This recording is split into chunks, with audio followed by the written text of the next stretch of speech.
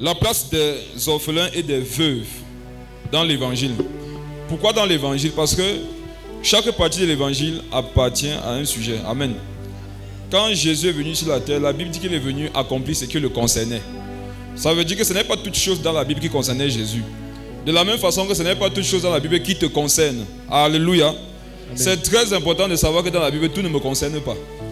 Tout ne nous concerne pas. La méditation n'est pas d'abord pour chercher des informations. La méditation est d'abord pour pouvoir scinder les informations. Quand tu médites, il faudrait être capable de scinder les informations. Dans ce que je suis en train de lire là, qu'est-ce qui me concerne? Qu'est-ce qui ne me concerne pas? Amen. Par exemple, la plupart de ce qui est écrit dans l'Ancienne Alliance, ça ne nous concerne pas. Ce sont des images de ce qui nous concerne. Écoutez bien ce que je dis. Dans l'Ancienne Alliance, presque tout ce qui est écrit là-bas, ça ne nous concerne pas. Mais ce sont des images de ce qui nous concerne. Donc si tu dois prendre la parole, la loi, telle qu'elle est écrite, et l'appliquer à ta vie, tu seras hors sujet. Amen. Il faudrait être capable de ramener ce que tu as lu dans l'Ancienne Alliance, dans la Nouvelle, pour voir comment cela doit s'appliquer à ta vie. Donc on va voir aujourd'hui la portion qui concerne les orphelins et les veuves dans l'évangile. Et c'est quelque chose de très important. Amen. On va déjà voir dans Exode 22 quelque chose d'important. Exode 22, lis à partir du verset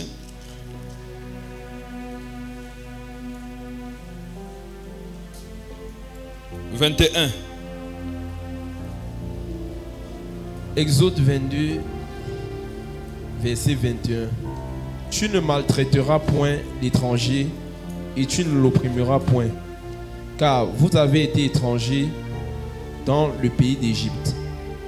Tu n'affligeras point la veuve ni l'orphelin. Si tu les affliges et qu'ils viennent à moi, j'entendrai leurs cris et ma colère s'enflammera et je vous détruirai par l'épée. Vos femmes deviendront veuves et vos enfants orphelins. Amen. Amen. Définissons déjà ce que c'est qu'une veuve et un orphelin. Comme je le dis habituellement, si la définition que tu as d'un concept est erronée, tout ton développement aussi sera erroné. Toute la compréhension que tu as du sujet sera erronée. C'est quoi une veuve? De façon générale, une veuve, c'est une femme qui a perdu son mari. Donc on ne peut pas être veuve sans avoir été marié. Amen. Je sais que les contextes africains et les contextes sociaux ont fait qu'aujourd'hui, il y en a qui sont veuves alors qu'elles n'ont jamais été mariées. Si on dit qu'une femme est veuve, c'est qu'elle était mariée.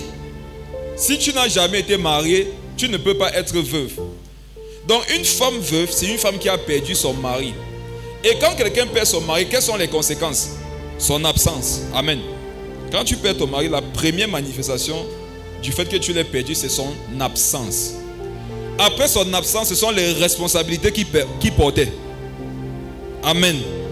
Donc une veuve peut être une femme qui a perdu son mari physiquement, comme ça peut être une femme dont le mari est vivant, mais qui ne joue pas son rôle. Il y a des femmes mariées, son mari n'est pas mort physiquement, mais quand Dieu la regarde, il voit une veuve. Et c'est de ces deux catégories dont on va parler. On va parler des veuves dont les maris sont morts physiquement et les veuves dont les maris sont morts spirituellement. Relis le verset 22 à 24. Tu n'affligeras point la veuve ni l'orphelin. Si tu les affliges et qu'ils viennent à moi, j'entendrai leurs cris. Ma colère s'enflammera et je vous détruirai par l'épée. Vos femmes deviendront veuves et vos enfants orphelins. Amen. Amen. Bon, avant de continuer, définissons ce que c'est qu'un orphelin. Tu n'as qu'à remplacer les termes. Amen. Là-bas, c'était un père absent. Maintenant, c'est un mari absent. En ce qui concerne l'orphelin, c'est un père absent. Je vais m'aller plus loin. Il y a des enfants même qui sont plus orphelins alors que le papa vit que certains enfants dont le père est mort. Il y a des femmes plus veuves alors que leurs maris vivent que des femmes qui ont physiquement perdu leur mari. Il y a beaucoup de consolation dans la parole de Dieu pour les orphelins et les veuves. Quand tu lis la Bible, tu te rends compte que ce sont des personnes pour lesquelles Dieu a une attention particulière. Si vous lisez la Bible, je crois qu'il y a environ 55 versets bibliques qui parlent des veuves dans la Nouvelle Alliance et peut-être 65 dans l'Ancien. Si tu lis tous ces versets, tu vas te rendre compte que c'est comme si automatiquement quand quelqu'un est veuve ou orphelin, il y a un avantage pour la personne dans le ciel. C'est même pas comme si c'est le cas. Les veuves et les orphelins ont des privilèges que ceux qui ont leurs parents, ceux qui ont leur mari n'ont pas. N'est-ce pas même que quand on parlait des orphelinats, pour pouvoir bénéficier de ce qu'on vient faire là-bas comme don, il faudrait que tu aies perdu ton père. Si tu as perdu ton père, on va te retrouver là-bas. Si c'est pour les orphelins, il y a les orphelinats pour les gens en difficulté, mais il y a des orphelinats spécialisés pour les orphelins. Donc si ton père vit, on va te retrouver là-bas. Tout le riz qu'on envoie là-bas, tu ne peux pas manger. Tout le poisson qu'on envoie, tu... Donc la position de veuve d'orphelin a des avantages. Et il y en a tellement que si tu ne veilles pas, tu peux même souhaiter dans ta vie être orphelin. Il y a des enfants, lorsqu'ils sont petits, ils voient comment on prend soin des orphelins, ils ont envie que leurs parents meurent. Parce que quand ils voient ce que son camarade de classe a en tant qu'orphelin, il se dit, mon père me sert à quoi? S'il n'était pas là, j'aurais bénéficié des mêmes choses. C'est comme s'il me bloque les bénédictions. Voilà les définitions. Maintenant, voyons quel état est-ce que ça implique. Écoutons le verset 22. Tu n'affligeras point la veuve et l'orphelin. Verset 23. Si tu les affliges et qu'ils viennent à moi, j'entendrai leurs cris. Amen. Voici l'état dans lequel on se retrouve lorsqu'on devient un orphelin ou une veuve. On peut facilement être affligé. Il y a beaucoup plus facilité d'affliction pour une veuve. Il y a beaucoup plus facilité d'affliction pour un orphelin. Ce sont des personnes qui sont un peu comme exposées. Ma colère s'enflammera et je vous détruirai par l'épée. Lis la fin du verset 24. Écoutez quelque chose.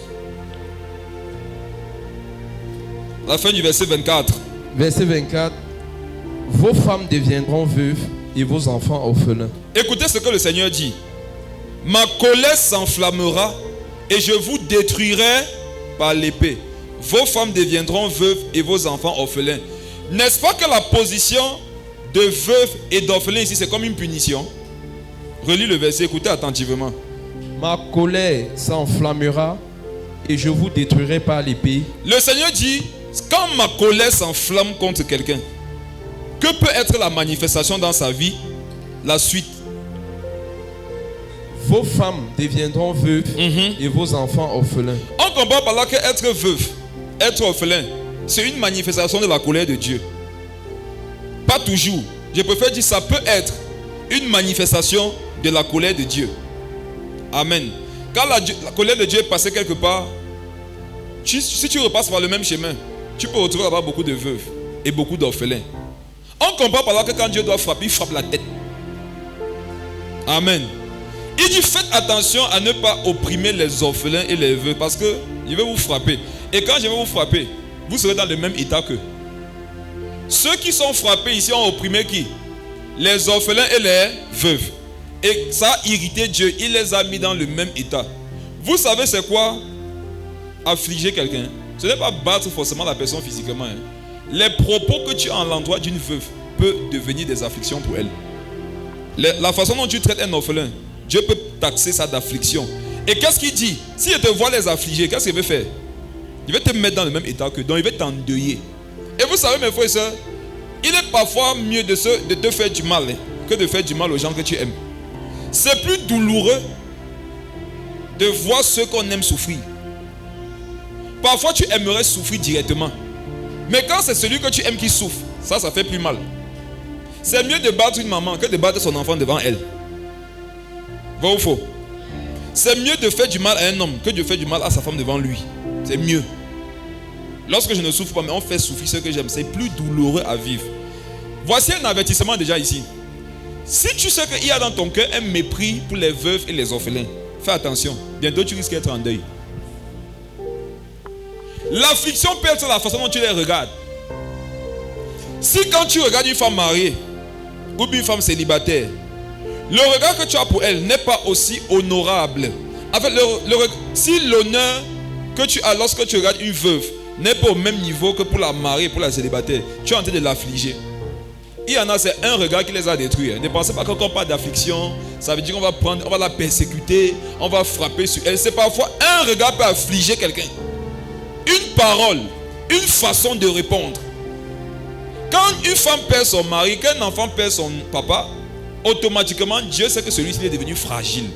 Donc tous ceux qui vont s'amuser autour de lui, à lui rendre la vie difficile, je vais m'en charger. Quand on était petit, on aimait s'amuser, souvent on prenait le maïs, on le lance dans l'air, on ouvre la bouche. Qui a fait ça? Tu lances le maïs, tu lances des achats, tu happes. N'est-ce pas que tu savais qu'il y avait un risque que ça tombe? Même sachant qu'il y avait un risque que ça tombe, pourtant c'était pas trop grave parce que c'est le maïs. Qui fait ça avec les œufs crus? Qui ici souvent fait ces omelettes, il s'amuse un peu à jongler les œufs? Qui fait ça? Est-ce que tu ne sais pas jongler? Tu sais jongler, mais pourquoi tu ne prends pas le risque? Parce que les œufs sont fragiles. Donc plus il y a fragilité d'un élément, plus on fait attention. Dieu fait très attention avec les veuves et les orphelins parce qu'il sait qu'ils sont fragiles. Ils sont très fragiles. Donc veille à la façon dont tu les regardes. Veille à ce que tu dis d'eux. Veille à ce que tu leur dis en direct. Veille à la façon dont tu penses sur leur sujet. La colère de Dieu est dans les airs pour toute personne qui n'a pas envers les veuves et les orphelins les mêmes sentiments qui sont en lui. Quels sont les sentiments qui doivent être trouvés en toi en leur endroit? C'est la compassion, la miséricorde. Parce que ce n'est pas une petite affaire de perdre son mari. Vous savez, vous pouvez m'affliger les gens par votre façon de les consoler. Est-ce que vous savez que votre façon de consoler quelqu'un peut être une affliction encore? Alléluia. Ta façon de consoler un orphelin, non? Tu peux tenter de le détruire encore. Il y en a ici, vous êtes toujours dit, faites très attention à la façon dont vous traitez les gens qui traversent des épreuves que vous n'avez jamais traversées. Oh. Ce n'est pas sûr que quand vous serez à leur place, vous avez fait mieux. Il y a des gens ici, vos maris vivent. Bon, tu n'as jamais été marié, tu ne sais pas ce que ça fait de perdre un mari. Quand les gens perdent leur mari, si après un an, tu trouves que la soeur saigne encore, tu trouves qu'elle n'est pas spirituelle. Que ma soeur, toi, ça fait un an que ton mari est parti. Tu devrais être passé à autre chose. Si tu étais vraiment dans l'intercession, si ta vie de prière était au bon, était vraiment fixé dans l'atmosphère spirituelle. Si le Dieu des esprits des prophètes habite vraiment en toi, tu ne peux pas prendre un an pour faire le deuil. Le Dieu dont vous parlez là, non? En Israël, quand les patriarches mouraient, on leur pleurait 7 ans. Donc si Dieu doit venir te répondre, il va te dire, attends minimum 7 ans avant de placer à regarder les paroles là. Qui me comprend? Quelqu'un pleure sa personne mais après 50 ans, ce n'est pas ton problème. Si tu peux l'aider, non? Aide-le à pleurer. À la fin, montre-lui ce qu'elle peut faire pour ne plus jamais avoir à pleurer. Mais ne pensez pas que ceux qui souffrent après longtemps de la disparition d'un être cher sont faibles spirituellement. Vous ne connaissez pas la place que la personne occupait pour eux. Toi, écoutez-moi, il y a les maris, non? C'était le mari de leur femme. C'était leur ami. C'était leur père.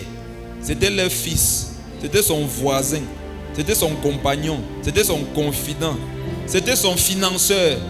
C'était son match. C'était d'abord qu'il jouait.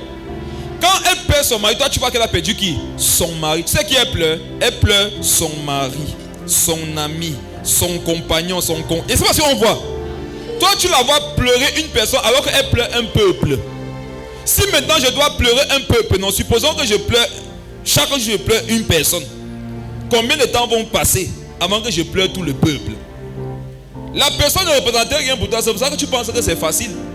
Il faut faire attention de traiter les problèmes des gens de haut quand vous n'êtes pas passé par les mêmes choses. Les seules personnes capables de comprendre ceux qui ont perdu un être cher, ce sont ceux qui ont perdu eux aussi un être cher. Jusqu'aujourd'hui, quand moi j'ai affaire aux gens qui perdent leur papa, moi je leur dis honnêtement, je ne sais pas ce que tu ressens. Jusqu'aujourd'hui, je dis ça. Tant que mon père et ma mère sont en vie, je ne suis pas digne de dire un certain nombre de choses à ceux qui ont perdu leurs parents. J'espère que je ne vais même jamais à leur dire ça. Donc, une façon de dire, j'espère que mon père et ma mère vont seulement réussir à ce que Jésus va venir. tu n'as pas traversé une épreuve, calme-toi. Ne prends pas sortir les versets. Ne pensez pas que la vie sont les versets bibliques. Mais il a dit qu'il est le père des orphelins, non, ma soeur. Il est le mari des veuves, non. N'est-ce pas, c'est pas ça qu'on dit qu'il vous défend. Si tu sais que Dieu te défend, tu pleures encore pourquoi? Et toi, à qui on a parlé comme ça, garde ton cœur, ne prie même pas que ça lui arrive. Fais comme Jésus sur la croix, Seigneur, pardonne-lui. Il ne sait pas ce qu'il dit. Il ne sait pas ce qu'il fait. Amen.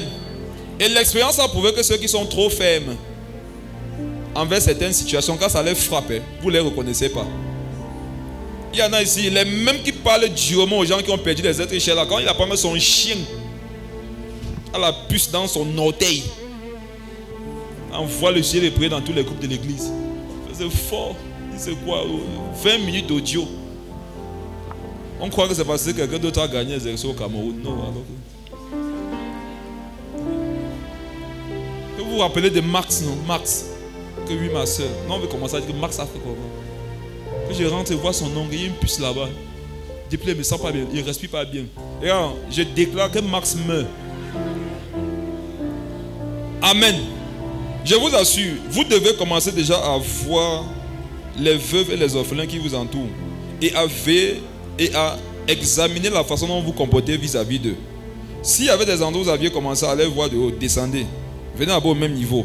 Tu ne peux pas juger la situation de quelqu'un quand vous n'êtes même pas au même niveau. Il faut d'abord revenir au même niveau. Amen. Et vous dis, avant de quitter sur ce passage, la colère de Dieu dans les airs contre toute personne qui afflige les veuves et les orphelins. Il dit, si tu les affliges, tu vas te retrouver dans le même état qu'eux. Une façon de dire que tu les affliges parce que tu ne sais pas ce que ça fait que d'être à leur place. Donc si tu les affliges, je vais te mettre à leur place et tu comprendras. Dieu ne voudrait pas avoir à vous mettre dans des positions difficiles pour que vous compreniez. Il voudrait que nous comprenions par l'avertissement, par la parole. Vous parlez même souvent des choses, je vous regarde seulement. Une femme du jour au lendemain dormir avec quelqu'un, après dort seule. Vous pensez que c'est facile? Vous pensez qu'on s'habitue comme ça du jour au lendemain à dormir seul, alors que pendant longtemps, on a dormi avec quelqu'un à ses côtés. L'exercice le plus agréable que j'ai vu au quotidien avec mon dernier fils, lui-même c'est son exercice préféré, c'est de me dire papa, il dit oui mon fils. On peut demander à sa mère, on peut faire ça 300 fois par jour. Parce que dans la psychologie de l'enfant, quand un enfant te parle, si tu ne lui réponds pas, tu es en train de jouer son quotient intellectuel. Et dis aux parents africains là, quand vos enfants vous parlent, répondez-leur. Ils vous appellent, répondez. JP peut faire ça 300 fois par jour. Il dit papa, quand tu regardes ses yeux, quand il te dit ça, tu dis non. C'est une grâce d'avoir un enfant. Supposons que nous avons vécu ça pendant 5 ans, un jour je pars. Il va encore dire ça à qui? Il peut dire son frère Adrien, tu seras un père pour lui, non, mais ce n'est pas la même chose. Il peut dire son passé Saint-Pizon, tu seras un père pour lui, mais ce n'est pas la même chose. Il y avait un regard entre nous deux, quand il disait papa, il y avait quelque chose qu'on ne peut pas expliquer. Si tu meurs, ça part. Donc la personne ne peut plus jamais être la même. C'est la raison pour laquelle il faut combler ces personnes de beaucoup d'affection, beaucoup d'amour, beaucoup de miséricorde. Malheureusement, dans mon pays, dans ma culture africaine, quand le mari de quelqu'un meurt, la femme reçoit seulement pendant les obsèques ce qu'elle est censée recevoir toute sa vie, c'est-à-dire l'attention, l'accompagnement, l'affection, le soutien. Et il faut voir comment on leur ment devant le corps de leur mari. Zara Rebecca, tu n'es pas seule. Il y a le micro, les gens filment, non? Tu n'es pas seul. Tes enfants sont nos enfants. Ta situation, c'est notre situation. On ne va jamais t'abandonner. Elle le croit. En fait, elle va plus souffrir. Pourquoi? Parce qu'elle ne s'attendait à rien. Maintenant que vous lui avez dit ça, elle s'est déchargée un peu. Mais par la suite, maintenant, il n'y a pas le comble de ce dont elle s'est déchargée. Voilà la rentrée qui arrive, non? Aucun coup de fil pour Zara Rebecca à l'endroit de ses enfants. Oh Seigneur, la colère de Dieu dans les airs. En Afrique, principalement, quand une femme meurt, c'est l'occasion d'arracher les terrains qu'ont laissé son mari. C'est l'occasion d'arracher la voiture que sa femme pouvait mettre à Yango pour nourrir les orphelins. C'est l'occasion de lui dire qu'en fait, c'est par respect pour ton mari que depuis il ne voulait pas te dire ce que j'ai à te dire, quoi. Je me suis toujours dit que est-ce que Xavier jouait même vraiment son rôle? Quand il t'a vu te marier à lui, tu étais brune. Tu vois pas que tu as noirci. Voilà les sorciers. Vous cherchez les sorciers où? Vous cherchez la sorcellerie où? Voilà la sorcellerie. Voilà la sorcellerie. Ne sois pas un sorcier. Dis à ton voisin, arrête avec la sorcellerie. Dis-lui, il est un sorcier, c'est toi qui ne sais pas. Dis-lui. Dis que arrête avec la sorcellerie. Pourquoi tu ne dis rien? Vous ne dites rien ici, pourquoi? Dis que arrête avec la sorcellerie.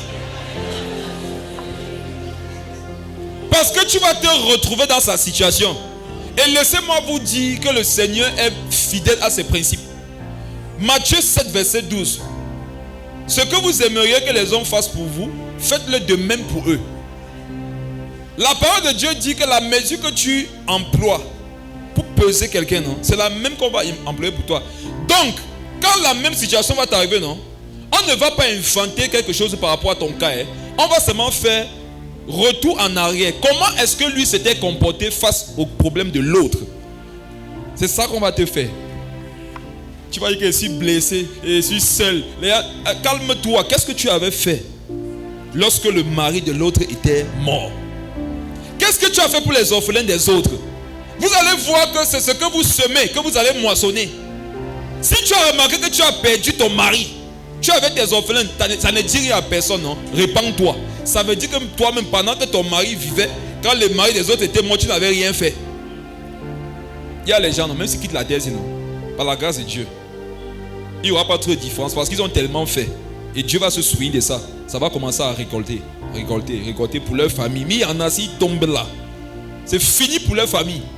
C'est pendant que tu es vivant que tu peux tracer le chemin d'après ta mort. Alors je sais qu'on t'a aussi appris en tant qu'Africain à savoir qu'un jour tu vas mourir. Les Africains ne pensent jamais à la mort. Ils ne planifient pas. Qu'un Africain peut ouvrir un compte et une microfinance et une banque, on dit que assurance et vie dit que hey, tu veux me tuer. Quand on lui dit que monsieur, en cas de, qu'est-ce que vous voulez que vos... Il dit que ne veut pas mourir, c'est tout là. Ça c'est la méchanceté. Ne pense pas que c'est la foi, tu es méchant. Un parent sérieux, lisez vos Bibles. Qu'est-ce que Dieu dit? Tu as plus la foi que Dieu. Dieu même dit qu'un père normal doit laisser un héritage à qui? À ses enfants. Et à qui? Et aux enfants de ses enfants. Donc Dieu te dit que mon gars, tu vas partir. Mais il y a une façon dont je veux que tu partes. Je veux qu'en partant que tu aies laissé un héritage à tes enfants et aux enfants de tes enfants. Dis à ton voisin que tu vas mourir. Quand on dit ça, il faut ça. Et il y a des gens qui ont fait ça 8 fois. Dès qu'ils sont sortis, la moto, bah! L'assurance, c'est le salut. Point final. Donne ta vie à Jésus si tu as peur de la mort. Vos affaires de klaxonner dans vos oreilles là, ça ne fait rien. Ce sont les imprécations, ce n'est pas de Dieu. Ce que tu dois faire, c'est de te donner à Jésus. Quand tu te donnes à Jésus, il va s'assurer que tu finisses les jours qu'il avait prévus pour toi sur la terre. Il va s'assurer que tu accomplisses la mission pour laquelle il t'avait envoyé. Quand ça sera fini, tu vas rentrer. Voisin, tu rentreras. Et tu ne veux pas encore rentrer parce que tu n'as pas encore vu. Si Dieu te goûte le ciel, il te dit que tu veux rentrer, tu vas rester, je rentre, fais quoi en enfer? Le ciel rend témoignage que la terre est l'enfer. Mais l'enfer rend témoignage que la terre c'est le ciel. Maintenant, c'est ta position qui peut te dire de vouloir rester ici ou de partir. Ma colère s'enflammera et je vous détruirai par l'épée. Vos femmes deviendront veuves et vos orphelins et vos enfants orphelins. On comprend que c'est une situation difficile. C'est une situation tellement difficile que ça peut devenir une punition que Dieu a donnée à quelqu'un. Qui me comprend? C'est une situation tellement difficile que Dieu peut employer ça comme une punition. Fais de toi une veuve, fais de toi un orphelin. Donc faites attention. Amen. Prenons notre passage, Genèse. Entrons dans Genèse. Ici, on voit que quand une femme est veuve, elle est exposée à l'affliction. Les enfants sont exposés à l'affliction. Allons voir ce qu'elles risquent, les veuves. Je vais d'abord qu'on voit quel état ça implique pour leur vie. Combien de fois c'est difficile. Le mari de notre sœur Elodie, il a laissé combien d'enfants? 5 enfants, non? Le mari de notre sœur Viviane, il a laissé combien? 5. Il y a encore qui? Gloire à Dieu que Certaines mamans, ils sont en perdant leur papa, non, les enfants même, peuvent y aller manger à leur propre sueur.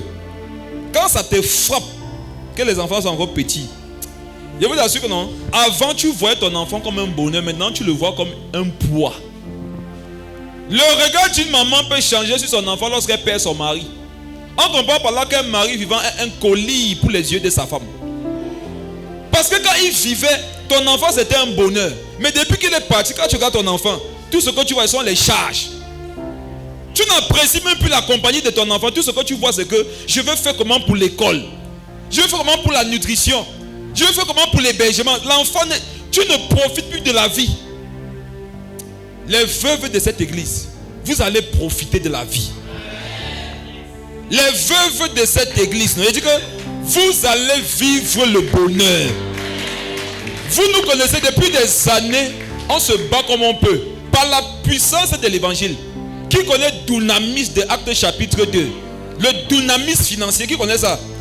Dieu va tellement nous bénir que beaucoup de femmes mariées vont souhaiter que les maris meurent pour être comme vous. Mais moi, je ne mourrai jamais. Si un mari, si tu es sage, déclare que je ne mourrai jamais. Parce que les veuves de notre église vont être tellement à l'aise que tu risques d'énerver ta femme. Je vais dire que Seigneur, je suis plus heureuse. Amen. Genèse chapitre 38. Pasteur Simplice, tu n'as pas fait ça. Genèse 38. Qui connaît Tamar, la belle-fille de Judas? Tamar est mariée au fils de Judas. Il meurt. En Israël, il y avait une coutume qui est aussi chez les Bamileke. C'est que quand la femme perd son mari, elle devient veuve, on lui donne son frère. Je sais que les traditionalistes, quand on dit ça dans les églises, ils disent que voilà, ça, vous avez compris, les chrétiens ont compris qu'il faut revenir aux sources. On va équilibrer ça vite maintenant. On va vite équilibrer les choses qu'on vous fait quand vous perdez vos maris là. La torture qu'on vous impose. Une femme est déjà là, elle souffre. Il faut encore qu'on vienne la torturer. Il faut encore qu'on vienne l'affliger. Tu vas dormir au sol. Tu vas t'asseoir comme ça. Tu ne vas pas te laver. Tamar perd son mari qui est le fils de Judas. Et celui qui peut la marier, il est trop petit. Il n'y en a pas. Bref, regardez, avançons. Qu'est-ce que je vais vous montrer?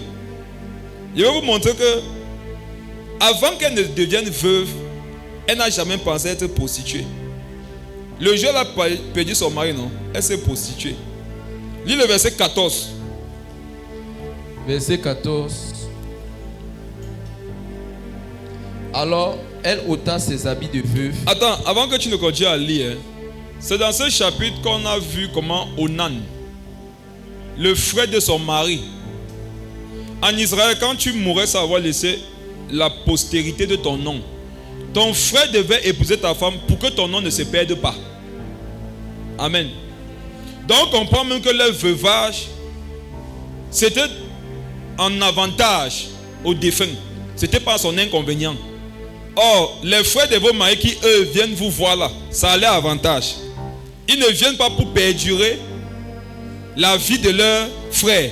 C'est-à-dire prendre soin de leurs enfants, prendre soin de la femme. Non, c'est lui, il veut profiter juste des biens qu'il a laissés et de ce que toi tu représentes comme objet dans sa tête. Onan savait que s'il part avec Tamar, l'enfant qui va naître ne va pas porter son nom. Qu'est-ce qu'il fait? Il se masturbait. Dieu l'a frappé. La colère de Dieu est contre ceux qui affligent les veufs et les orphelins. Mais la mort de Dieu est contre ceux qui se cachent dans les douches. Chaque fois que tu entres dans la douche, tu entres dans l'enfer. Il y a la mort là-bas. Et beaucoup de filles se disent que mais où est-ce que je suis mort? Tu es à mort, c'est toi qui ne sais pas que tu es. Il y a beaucoup de morts qui pensent qu'ils sont vivants. Je vous ai dit qu'il y a les veuves, le mari et la mère, les veuves. Parce que pour Dieu, il est fini, il est mort. Verset 14. Verset 14. Alors elle ôta ses habits de veuve. Commence au verset 13. On informa Tamar et on lui dit: voici ton beau-père qui monte à Timna. pour tondre ses brebis. Alors elle ôta ses habits de veuve et elle se couvrit d'un voile et s'enveloppa. Et elle s'assit à l'entrée d'Énaïm sur le chemin de Timna, car elle voyait que Sheila était devenu grand et qu'elle ne lui était point donnée pour femme. Judas la vit et la prit pour une prostituée parce qu'elle avait couvert son visage. Amen. Amen. On lui a promis qu'il y a un petit là, quand il va avoir l'âge, amen, on va te le donner. Elle se rend compte que maintenant qu'il a l'âge de l'épouser, on ne lui donne pas ce monsieur. Elle est devenue prostituée. La prostitution gagne les veuves. Il y a beaucoup de femmes qui se prostituent. C'est parce que leur mari est parti trop tôt. Et elles n'ont personne pour les aider. Et quand tu n'as personne autour de toi pour te parler de Jésus, il y aura un démon pour te parler de Satan. La responsabilité de l'église, c'est de vite venir parler dans les oreilles des veuves à la mort de leur mari. Si tu ne viens pas vite parler dans ses oreilles, quelqu'un d'autre va venir parler. Et ça va vite dans les pensées quand tu as perdu un être cher. Les pensées là, ça va très vite. Si on ne court pas pour dire à cette soeur que tu n'es pas seul, Jésus est là, on va t'accompagner. Un esprit impur viendra lui dire que tu n'as personne. Va en route. Il va lui dire, regarde tes enfants. Voilà la rentrée, ils vont faire comment? Ils vont manger quoi? Va en route. Et c'est le savon. Ça ne finit? Ça ne finit pas. Elle va se retrouver en route en train de vendre son corps. Donc une veuve est exposée à certains péchés. Quand tu deviens veuve, quand un enfant devient orphelin, automatiquement, il est exposé à certains péchés dans lesquels tu ne vas pas voir ceux qui ont leur père ou leur mari. Lis la suite. Il l'aborda sur le chemin et dit, laisse-moi aller avec toi, car il ne connut pas que c'était sa belle-fille. Elle dit, que me donneras-tu pour venir vers moi? Il répondit, je t'enverrai un chevreau de mon troupeau. Et elle dit, me donneras-tu un gage jusqu'à ce que tu l'envoies? Il a proposé de lui donner quoi? Qui a remarqué qu'il lui a pas donné de l'argent? Qui sait combien de fois Judas là, il était riche? Il lui a pas donné de l'argent. Il lui a donné quoi? Ça sert à quoi un chevreau? À l'alimentation, non? Elle avait faim. Réponds, quand il lui a demandé ce qu'il va... Il répondit, je t'enverrai un chevreau de mon troupeau. Regardez mes frères, comprenez bien le texte. Elle lui dit, qu'est-ce que tu vas me donner? Mes frères, n'est-ce pas qu'il aurait pu lui dire qu'il va te donner de l'argent? Il lui dit qu'il va te donner quoi? La nourriture. Donc il avait vu que le problème de Tamar c'était quoi? La famine. Il avait distingué que la femme s'y a faim, il faut qu'elle ait à manger. C'est comme ça que beaucoup de veuves sont exposées. Quand tu deviens veuve, automatiquement tu es exposé et tout le monde peut voir tes besoins. Maintenant les mauvais, les méchants peuvent se servir de ta position difficile pour abuser de toi. Même quand ce n'est pas ton cas, toi qui es un frère, qui est une soeur de quelqu'un comme ça, tu as le devoir de veiller à ce que la personne ne se retrouve pas dans des situations qui vont faire qu'elle compromette sa foi. Il y a une soeur me fait des audios. Elle vient ici de temps en temps parce qu'elle ne résidait pas à Yaoundé. Oh, Jésus. Elle rencontre un faux pasteur. Ils sont pleins comme ça, on les loue. C'est à cause de que les évangélisations deviennent de plus en plus difficiles. Ils sont passés dans les familles des gens, couchés avec les enfants, déviégés les filles des gens. Jésus disait que vous les pharisiens, vous dévorez les maisons des veuves. Donc quand ils arrivent, ils voient que tu es veuve, c'est fini pour toi. Toi, tu crois que ta position de veuve va attiser sa compassion, mon ami. Ça attise son appétit. Il sait que non, ça s'est exposé. Il dit qu'il avait laissé quoi même? La voiture. Le mari de notre soeur, si là. Est-ce que vous savez qu'à mourir, il a laissé la voiture? Ils ont pris, non? Qui partent avec. Souvent, tu discutes l'objet dans lequel on va couper tes pieds pour enlever ton corps. Je m'adresse aux mamans-ci. Vous qui avez perdu vos maris, on vous torture. Je dis que non, ne combattez pas, laissez-les. Laissez-les. Qu'ils prennent. Parfois, il y a les gens qui prennent le couteau, non, ils se poignardent comme ça. Ils croient qu'ils sont en train de discuter le terrain alors qu'ils sont en train de se poignarder avec le couteau. Certains prennent le feu, ils mettent sur leur tête. Ils croient qu'ils sont en train d'arracher la voiture. Non, spirituellement parlant, tu es en train de mettre le feu sur ta tête. Laissez-les faire. La Bible, si quelqu'un veut prendre ta chenille, non, donne lui-même le manteau. Allez. Vous avez vu les orphelins, ça ne vous dit rien. Vous avez vu la précarité dans laquelle la veuve vit, ça ne vous a rien dit. Ce qui vous intéresse, c'est de la dépouiller, non? Prenez les gars. Vous savez sur quoi vous comptez. Mais j'espère que ce sur quoi vous comptez, c'est au-dessus de Jésus. Si ce sur quoi vous comptez, ce n'est pas au-dessus de Jésus. Rendez-vous dans quelques mois, dans quelques années autres. Je vous dis, ça va devenir personnel maintenant le combat contre le péché. Et si pendant que nous on va sortir pour être violent, quelqu'un a l'intérêt de tenter ça, tu vas voir ce que nous on va te faire. Je vous assure. Vous pensez sincèrement que Jésus était nu sur la croix pour que vous veniez vous amuser? L'évangile dont vous avez fait un hymne national, c'est fini. Hein? On n'a pas mis le Seigneur nu sur la croix pour que tu viennes t'amuser, pour que tu viennes jouer. C'est devenu normal. On sait qu'il fait comme ça avec les veuves. On sait qu'il fait comme ça avec les... Et parfois, les orphelines, là, il y a les petites filles de 18 ans dedans, non? J'ai interdit à cette soeur de faire aller que ses enfants aient à Douala. Je ne sais pas comment faire, mais je suis ton père d'enfant. Il t'interdit de les envoyer en Douala. C'était la force maintenant. Elles ont 18 ans, 16 ans. Elles sont jolies. Tu vas les envoyer à Douala. Pas de suivi. Pas la foi. Elle ne va pas devenir des prostituées là-bas. Elle va devenir les tamas, non? C'est la responsabilité de l'église de veiller sur ces personnes. Parce que si tu ne veilles pas sur eux pour qu'ils deviennent des outils entre les mains de Dieu, ils deviendront des outils entre les mains de Satan. C'est aussi simple que ça. Beaucoup de personnes aujourd'hui sont de puissants outils entre les mains de Satan. Pourquoi? L'église n'a pas pris soin d'eux. Et ce qui m'énerve dans l'affaire, c'est que celui qui était indifférent par rapport à ta situation, quand demain il apprend que tu as pris notre voie, il te dénonce. Que vos bouches là soient scellées pour un temps. Tu as fait quoi pour elle, pour qu'elle ne se retrouve pas là-bas? Tu as fait quoi pour lui? Nous autres, on ne dort pas à cause d'eux. Peut-être elle dort, peut-être elle dort. Moi, ma tête, ça tourne comme ça. Il était au bureau là-bas l'autre jour. Il y a les papiers devant moi comme ça. Il dit qu'il a fait son masque. On va faire comment? Tu as quelqu'un d'autre là qui vit sa vie pour lui, une place. Après, demain, il va mettre sa bouche. Je vous dis, quelqu'un parle ici sur quelqu'un qui concerne cette église, vous allez voir. Et si vous voulez aller dire qu'on vous a maudit, ta mentalité, mais c'est une malédiction. Le fait de vivre pour toi là, il y a une malédiction. Je vous dis ça. Il n'y a rien que Christ ait fait ou ait créé pour lui-même. Tout c'est pour les autres. Le plus gros problème de l'humanité, non, ce n'est pas la méchanceté des méchants, c'est l'indifférence des bonnes personnes. Quiconque se plaint du mal, quiconque se plaint des ténèbres, mais n'est pas capable de claquer une bûchette d'allumettes, tu ne dois pas dénoncer les ténèbres parce que toi-même tu es ténèbre. Avant qu'elle ne nous connaisse, elle est tombée sur ce loup. Il va soi-disant prier dans sa famille. Elle est là, elle est belle, non? Elle est jeune, elle a des formes. Et le pasteur lui dit, viens me voir mon bureau. Sur le chemin de la voiture, lui dit, est-ce que tu connais le Seigneur Jésus? Vous savez, il y en a, ils ne savent tellement pas draguer que non. Leur meilleur 10, c'est d'appeler le nom de Jésus. Parce que le nom de Jésus est tellement puissant que même quand tu ne sais pas draguer, dès que tu dis ça, l'autre est mort. Jésus est trop puissant. Est-ce que tu connais le Seigneur Jésus? Elle commence à baisser la garde, non? C'est le pasteur. Il a prié à la maison. Il me demande ce que connaît le Seigneur Jésus. Il lui dit, c'est bon de marcher avec le Seigneur Jésus. D'accord, pasteur. Il dit, demain, il faut venir me voir. Demain, il lui dit, on ira au restaurant. Bon, vous savez, quand on sort ton cerveau, il y a les barrières qui sont tombées, non? Il part au restaurant. Elle se pose la question, ça va, pourquoi ce restaurant? Elle mange d'abord, non? Comme une bonne fille du centre, non? Hein? Maintenant, quand il quitte de là-bas, il ne part pas au bureau de l'église. Il part à l'hôtel. Elle dit que, mais pourquoi le monsieur m'amène à l'hôtel? Tu as déjà mangé?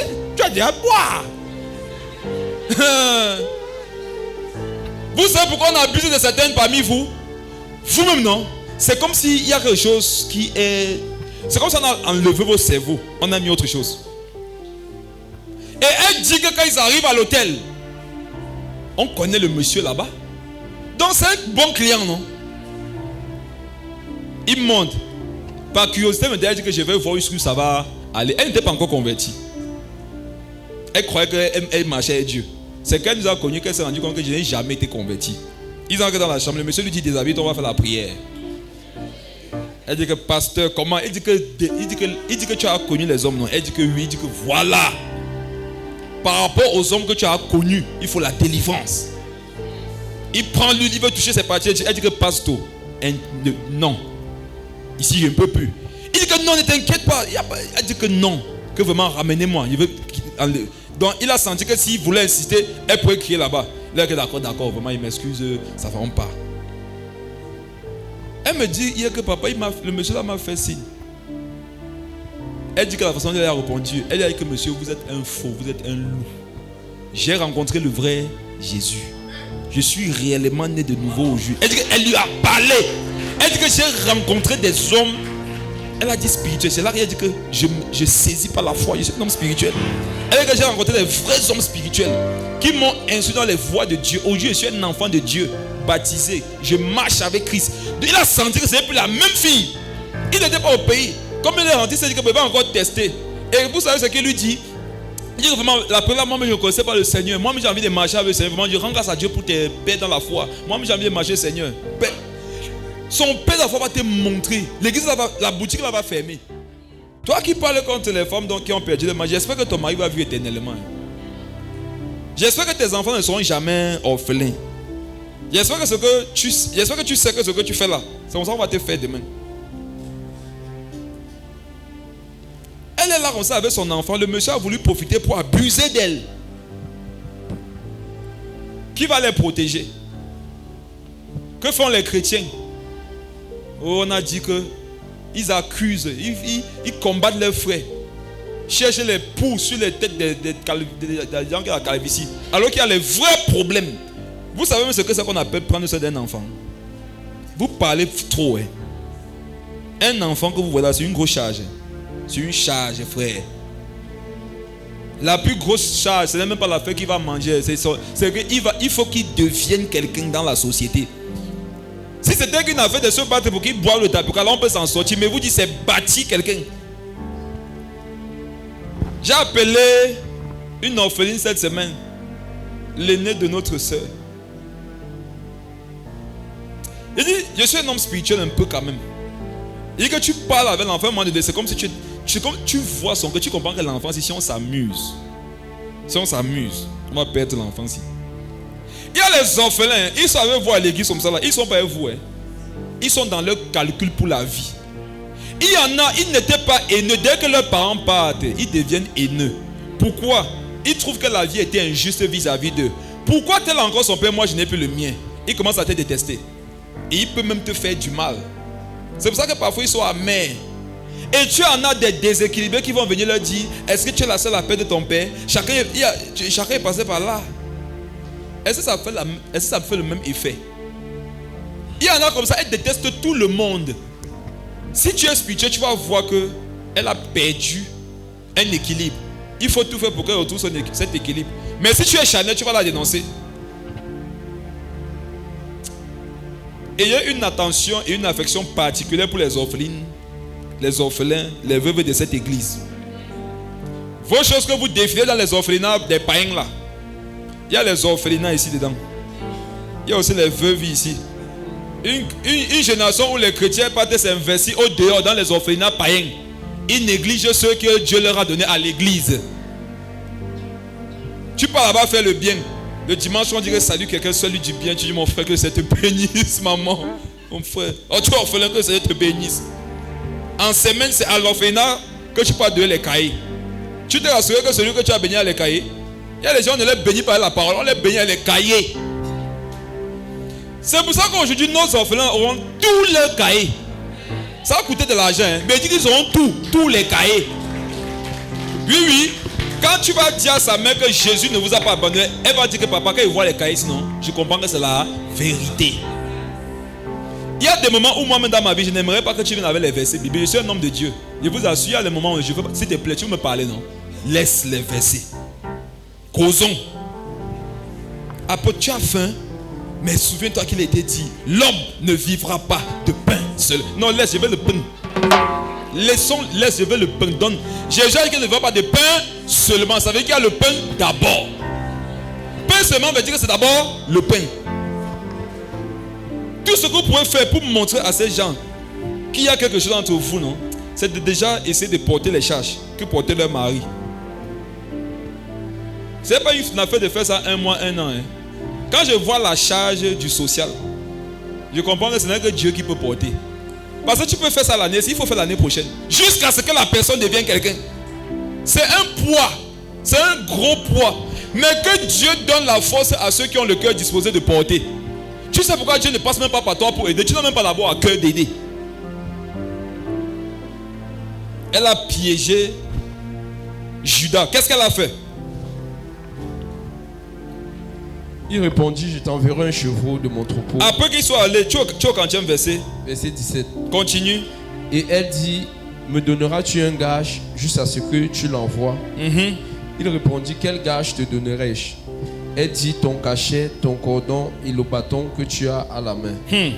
Et il les lui donna, puis il alla vers elle. Et elle devint enceinte de lui. Et elle devint enceinte. Elle devint enceinte. Vous savez pourquoi certaines deviennent enceintes? Parce qu'elle était exposée. Or, quand elle tombe enceinte, là, n'est-ce pas que ça augmente encore ses problèmes? Je ne veux pas que quelqu'un ici ait une position de juge. Du genre, comment la femme, si son mari meurt, elle est encore enceinte encore. Tu sais pourquoi elle est tombée enceinte? Parce que quand son mari est mort, tu n'étais pas là. Tu n'étais pas là pour fermer ses pieds. Nous, on a fermé les pieds, non? Elles savent, non? J'arrive sur l'autre là. J'arrive sur l'autre là très mal. Quand on parle de veuve, il y a deux choses très importantes. Il y a le fait qu'elle soit exposée, il y a aussi le fait qu'elle doit se garder. Et on va voir aussi qu'il y en a qui ont perdu leur mari, mais Dieu ne les compte pas parmi les veuves. Je veux tout équilibrer, non? C'est pour ça que j'aime la Bible. Je ne crois pas que ton cas là, il y a tous les cas, Dieu a traité. Elle a pris le bâton. Vous savez ce qu'est le bâton? L'autorité. Judas était un père, c'est une autorité. Donc il y a des veuves, si on ne les encadre pas bien, elles vont détruire les foyers des gens. Elle a pris son bâton. Elle a pris l'autorité de Judas. C'était un patriarche, Judas. Elle a pris son bâton. C'est l'image des foyers des gens qui sont détruits par les veuves. Quand la femme d'un mari attrape la veuve avec son mari, elle est due avec elle dans les propos. Tu sais ce que la veuve pense? Que mon ami, chacun essaie de survivre. Pour elle, elle ne voit pas le mal qu'elle a fait. On comprend par là que quand quelqu'un a été blessé, il peut facilement blesser. Quand quelqu'un est victime d'une absence, il peut facilement créer une absence aussi dans la vie des autres. Donc une veuve, un orphelin, c'est une bombe à retardement on doit éteindre le feu. On doit faire tout ce qu'il faut pour que l'élément-ci ne soit pas perturbateur demain. Elle a pris son bâton, c'est l'image des hommes de Dieu. Il y a les hommes de Dieu qui ont laissé le bâton chez les veuves, les pharisiens. Jésus disait que les pharisiens, je vous connais, vous dévorez les maisons des veuves. Qui a lu le verset? Vous dévorez les maisons des veuves. Ça veut dire quoi? Et moi j'ai vu ça quand j'étais dans certaines églises. On arrive comme ça à la veillée. Quand tu vois comment le pasteur affectionne la veuve, tu comprends ça, ce n'est plus la compassion du Seigneur. C'est autre chose. Le pasteur prend la veuve dans ses mains et dit, je suis là. C'est vrai, le Seigneur est là, mais il n'est pas physique, ma fille. Il y a les ma fille, souvent que quand même ton père dans la voie, tu dois dire que le papa, attention. Vous vous trompez avec vos jargons. Oh ma fille, ma soeur. Dis que non, ne t'inquiète pas, on sera là pour toi. Il est enceinte encore. Il abandonne. Voilà qu'elle est veuve enceintée. Triple problème sur sa tête. On comprend par là que quand ton mari part, première chose que tu dois fermer, c'est quoi? Ce n'est pas la porte. Ce n'est pas les comptes bancaires. Tu dois chercher le super glue. Tu cherches la colle forte. Amen. Comme une piscine, tu t'assois dedans. Tu attends une semaine, après tu te lèves. Va maintenant causer avec eux. Même s'il est détourneur expérimenté, il va comprendre qu'il y a les cas, non, qui lui ont montré qu'il est limité. Je déclare que vous n'allez jamais prendre les bâtons des gens. Vous allez laisser les gens avec leurs bâtons exercer dans leur foyer, dans leur ministère, au nom de Jésus. Psaume le chapitre 109.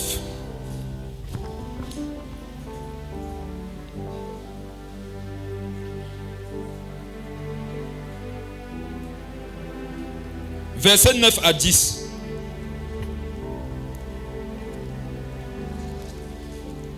Que ses enfants deviennent orphelins. Non, avant, tu vas lire un peu plus haut.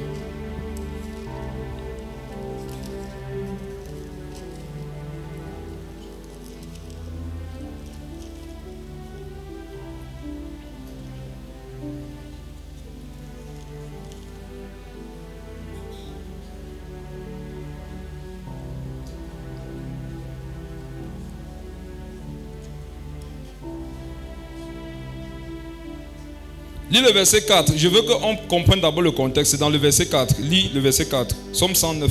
Tandis que je les aime, ils sont mes adversaires. Mais moi, je recours à la prière. Ok. David parlait d'une catégorie de personnes qu'il appelle ses adversaires. Amen. Il dit, moi, je fais recours à la prière. Quand David a des adversaires, il fait recours à la prière. Maintenant, qu'est-ce qui se passe au verset 9? Verset 9. Dieu répond à ses prières. Voici ce que Dieu dit. Que ses enfants deviennent orphelins. Que les enfants de tes ennemis, non, deviennent orphelins. Continue. Et sa femme veuve. Et sa femme veuve. On comprend encore ici. C'est une confirmation. Que quand Dieu frappe, non, la conséquence peut être orphelin, veuve. Que ses enfants deviennent orphelins et sa femme veuve. Verset 10. Que ses enfants soient vagabonds et qu'ils mendient. Relis ça. Que ses enfants soient vagabonds et qu'ils mendient. Quand un enfant devient orphelin, à quoi est-ce qu'il est exposé? Au vagabondage. Il est exposé à la mendicité. Allez rencontrer beaucoup d'enfants de la rue. Vous allez vous rendre compte que c'est parce que leur père est mort. Depuis que son père est mort, maman ne pouvait plus payer le loyer. Maman avait 4 enfants. Elle a divisé un enfant par famille. Et elle-même, elle savait que où j'envoie mon enfant, si on va le torturer. Mais c'est mieux qu'on le torture et il vive que de rester avec moi, je le cajole et il meurt de faim. Il y en a qui se sont retrouvés obligés de se séparer de leurs êtres qu'elles ont accouchés, qu'elles aiment. Parfois même, elle va partir là-bas et l'enfant va lui dire que maman, je ne suis pas à l'aise ici, je souffre. Comme c'est déchirant pour maman que de recevoir de son enfant les informations selon lesquelles l'enfant souffre, mais elle ne peut rien faire. Parce que si elle le prend, qu'est-ce qu'elle va faire? Elle ne peut même pas le nourrir. Ils deviennent vagabonds. Ils commencent à mendier. Ils sont dans la rue. Et la rue leur donne leur enseignement. La rue lui dit que mon frère ici, non, pour pouvoir supporter, pour avoir le cardio, si tu veux avoir le moral, le mental, prends un peu, tu fumes aussi. Bois aussi un peu.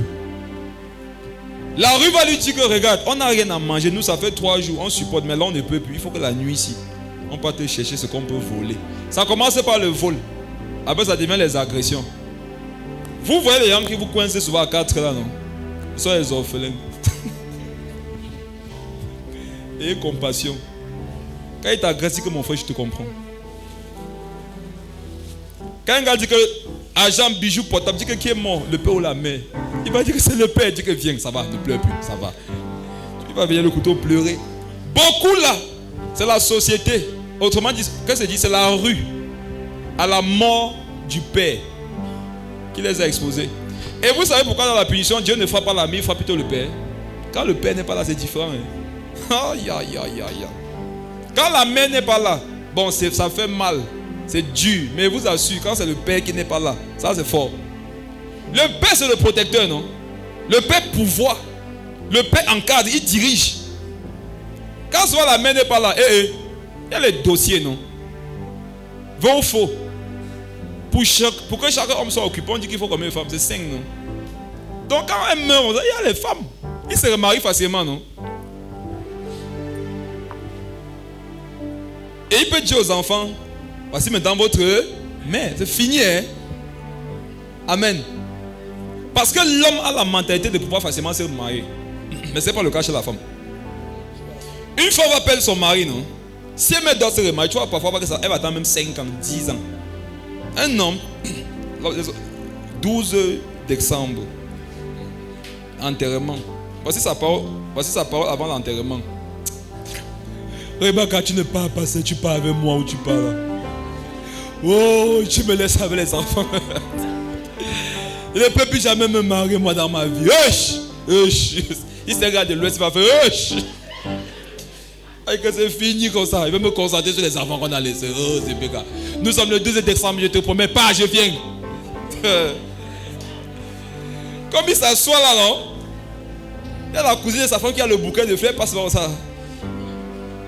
Le gars dit à son corps que ça, Rebecca, pourquoi j'ai même vite parler comme ça? Il dit que ouais, n'est-ce pas aussi que si elle laisse ses enfants seuls, ce n'est pas bien. S'ils n'ont pas une mère, ils ne seront pas équilibrés. Le 14, 2 jours après, Là, on voit le message.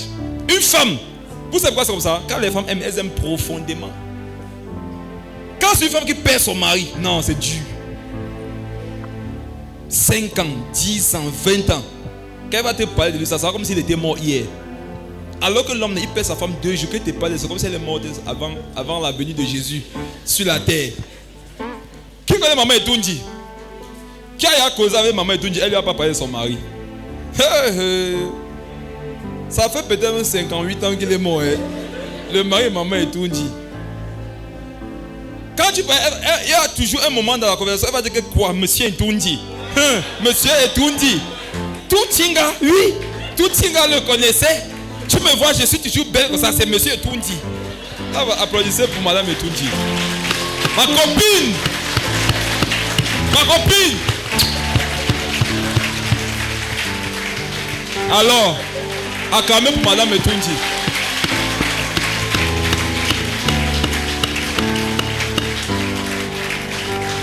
Voilà la femme que Monsieur Etundi avait laissée à Tinga. Que ses enfants soient vagabonds. Donc même Dieu sait que quand un enfant devient orphelin, ce qui le guette, c'est le vagabondage. C'est la mendicité. Lis la suite. Qu'ils cherchent du pain loin de leur demeure en ruine. Vous comprenez ça? Qu'ils cherchent du pain loin de leur demeure en ruine.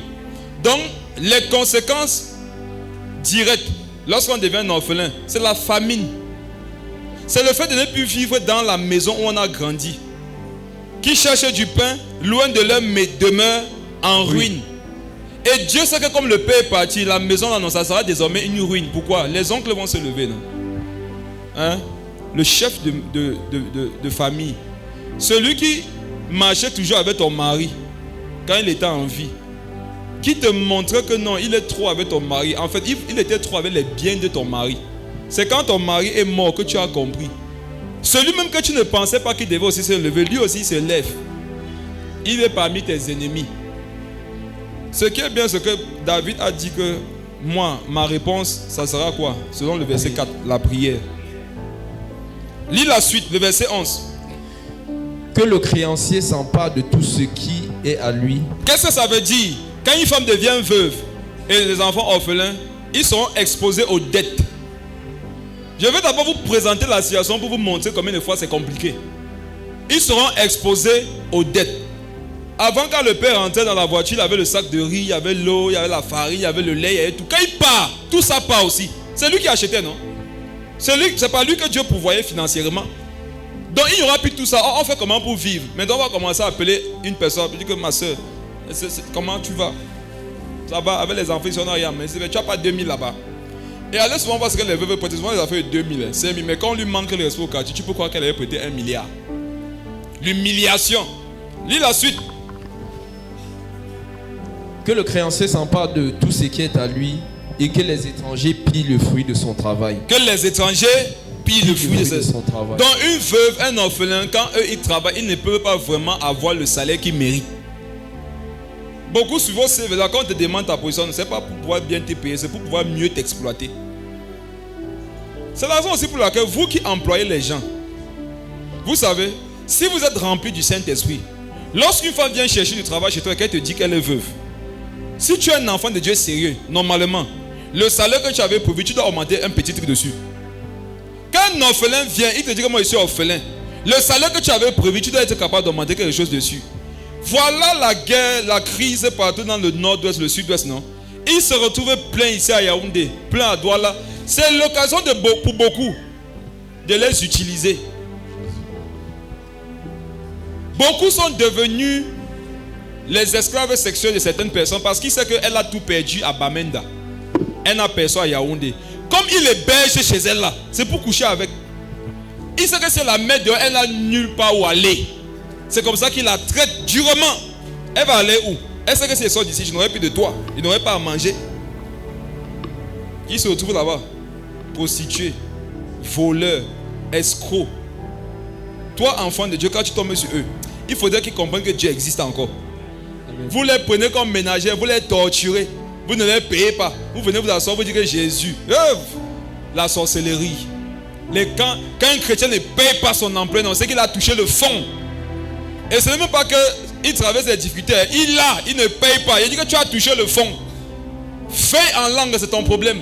Lis toute la Bible 2 fois par jour, c'est ton problème. Tu as touché le fond. Tu ne connais plus Dieu, tu t'es éloigné de Dieu. Quelqu'un de normal, sachant que celui-ci vient d'une situation compliquée, va avoir un peu plus de compassion. Donc j'avais prévu de te donner 25 000, je vais te donner 30 000. J'avais prévu de te donner 30 000, je vais te donner 40 000.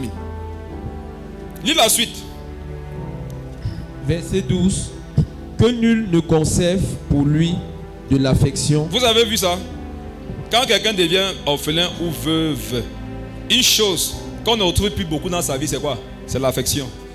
Pourquoi Dieu parle de l'affection parmi les punitions? Parce que tout homme, toute femme, tout être, tout enfant, toute personne sur la terre a besoin de sentir qu'on l'aime. Même celui qui fait le bodybuilding, qui gonfle ses muscles, non? Il a un cœur là-bas dedans qui veut qu'on lui dise que non, je t'aime. Et c'est une chose qu'on n'entend plus quand on perd son mari. Et voici ce qui se passe dans la vie de certains orphelins. Il a connu son père jusqu'à 6 ans. Or, de 0 à 6 ans, c'était beaucoup d'affection, beaucoup d'intimité. Quand le père passe, ça se casse brutalement, l'enfant ne comprend pas ce qui lui arrive. C'est pour ça qu'il devient délinquant. Parce que le changement, la variation est trop brusque. Il n'y a pas eu de préparation. Moi, je crois qu'il faut qu'il y ait un département ici à l'église. Le département de préparation à la mort. Comment ça va se passer? Tous ceux qui ont encore les parents, on les prépare, non? Tu sais que papa peut mourir, non? Parce que le Seigneur a dit que après la mort vient le jugeur. Le Seigneur a dit que quand il finira sa mission, il ira. C'est que maman n'est pas éternelle. Maman peut partir à un moment donné. On ne peut pas y aller à l'enfant, non? Comme ça, l'enfant aussi en tête et dit, maman, tu meurs quand? Dis-moi, ya, parce que... Amen. Ils deviennent bizarres. Pourquoi? Ils ne s'étaient pas préparés à ça. Si même pour les adultes c'est difficile, à combien plus forte raison pour les enfants?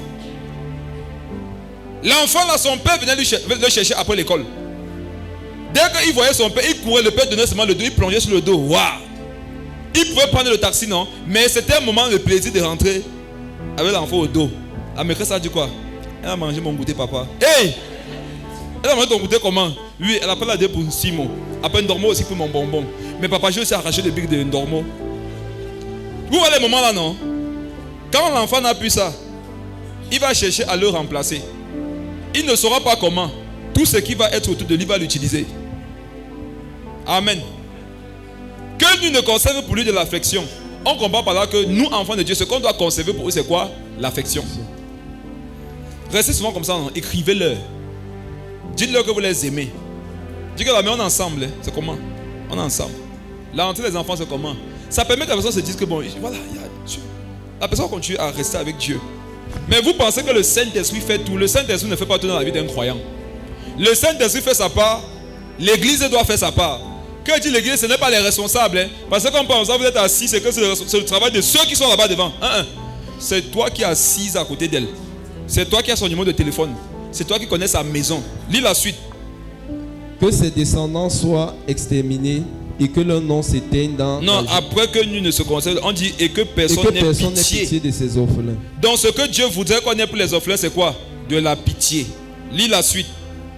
Que ses descendants soient exterminés et que leur nom s'éteigne dans la génération suivante. Pourquoi Dieu dit ça? Parce que pour que le nom soit perduré, il fallait qu'ils se marient, non?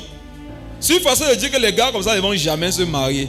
Leur vie sera dans la rue, la délinquance, la mendicité. Après quoi, ils mourront comme des animaux. Et leur nom ne va pas perdurer. Et quand tu vas vraiment voir les familles dans lesquelles il y a eu beaucoup de décès de parents un peu tôt, tu vas voir qu'ils ne deviennent rien dans la société. On n'entend plus parler de parce qu'ils meurent tous. Lis la suite. Que l'iniquité de ses pères reste en souvenir devant l'Éternel et que le péché de sa mère ne soit point effacé. C'est compliqué, hein? Donc quand on va le voir, on va voir que c'est parents. Or, en tant qu'enfant de Dieu, il faudrait que lorsqu'on te voit, on voit le bon témoignage qu'ils ont laissé. Le témoignage que vous avez pendant que vous vivez encore, c'est important dans la mesure où quand vous partirez, c'est à partir de ça qu'on va traiter vos enfants d'une certaine manière. Vous qui pendant que vous êtes avec les gens, vous comportez mal là, si vous mourrez, vos enfants vont vous suivre. Parce que personne ne sera là pour eux. Une sagesse quand tu as envie, c'est de bien te comporter envers les gens. De toute façon, si demain je ne suis pas là, ils seront là pour mes enfants. On dit que bon, comme lui, il était adversaire, il était méchant. Il y a quelqu'un d'autre qui a répondu par la prière. Je vais le défendre. Toi donc qui avais été méchant, qui a été adversaire, toi tes enfants, il n'y aura personne pour eux. On comprend aussi par là que quand tu marches avec le Seigneur, une chose que Dieu va toujours se charger de faire, c'est de s'arranger à ce que des personnes prennent soin de tes enfants. Quand tu ne seras pas en mesure de le faire. Lis la suite. Qu'il soit toujours présent devant l'Éternel et qu'il retranche de la terre leur mémoire. Parce qu'il ne s'est pas souvenu d'exercer la miséricorde. Vous comprenez ça? Continue. Parce qu'il a persécuté le malheureux et l'indigent. Voilà. Jusqu'à faire mourir l'homme au cœur brisé. C'est ça. La seule à son cœur il a brisé, tu la tues encore. Pourtant Dieu avait dit qu'il ne brisera pas le roseau cassé. C'est quoi un roseau cassé? C'est une soeur, c'est un frère, c'est un enfant qui est en difficulté. Tu viens encore finir avec lui. Pas des propos, pas des comportements. Relis le verset par lequel tu as fini. Parce qu'il n'est pas souvenu d'exercer la miséricorde, parce qu'il a persécuté le malheureux et l'indigent, jusqu'à faire mourir l'homme au cœur brisé. Amen. Amen. Mes frères et sœurs, ce qu'on doit faire ici pour être édifié, c'est de faire le contraire. Si Dieu dit qu'il n'a pas exercé la miséricorde, il s'adresse aux méchants. Si tu sais que tu es l'enfant de Dieu, qu'est-ce que Dieu est en train de te dire à toi? Exerce la miséricorde. On dit encore, parce qu'il a persécuté le malheureux et l'indigent. Ça veut dire que toi, tu ne dois pas le faire. Tu peux ne pas persécuter quelqu'un, mais tu ne fais aussi rien pour le réconforter. C'est la même chose. Être indifférent à quelqu'un qui souffre, non, c'est participer à sa souffrance. Quelqu'un est indigent, tu dois intervenir dans sa vie pour qu'il ne le soit plus. Amen. Parce que c'est de la même façon que Dieu va te traiter, toi et ta descendance. C'est écrit, ce sont des principes. Quittons là-bas, allons voir quelque chose. 1 Timothée, le chapitre 5.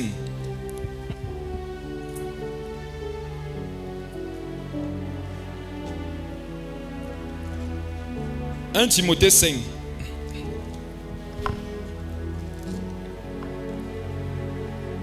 Là, je voulais d'abord qu'on voit combien de fois c'est compliqué. Les risques. 1 Timothée 5, lis à partir du verset 1.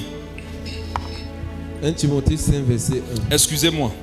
Avant qu'on aille dans 1 Timothée 5, regardons une dernière chose d'abord dans Actes des Apôtres. Acte 6, verset 1. Acte 6, le verset 1, vas-y.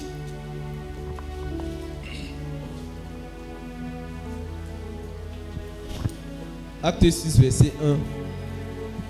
En ces temps-là, le nombre des disciples augmentant, les hellénistes murmuraient contre les Hébreux parce que leurs veuves étaient négligées dans la distribution qui se faisait chaque jour. Amen. Amen. Nous sommes dans Acte 6. Quand vous lisez les autres chapitres, on fait comprendre que dans l'église, il n'y avait pas d'indigents. Mais à cause d'un manque de sagesse, pensant que Jésus revenait le lendemain, les disciples, ils vendaient tout ce qu'ils avaient déposé au pied des apôtres.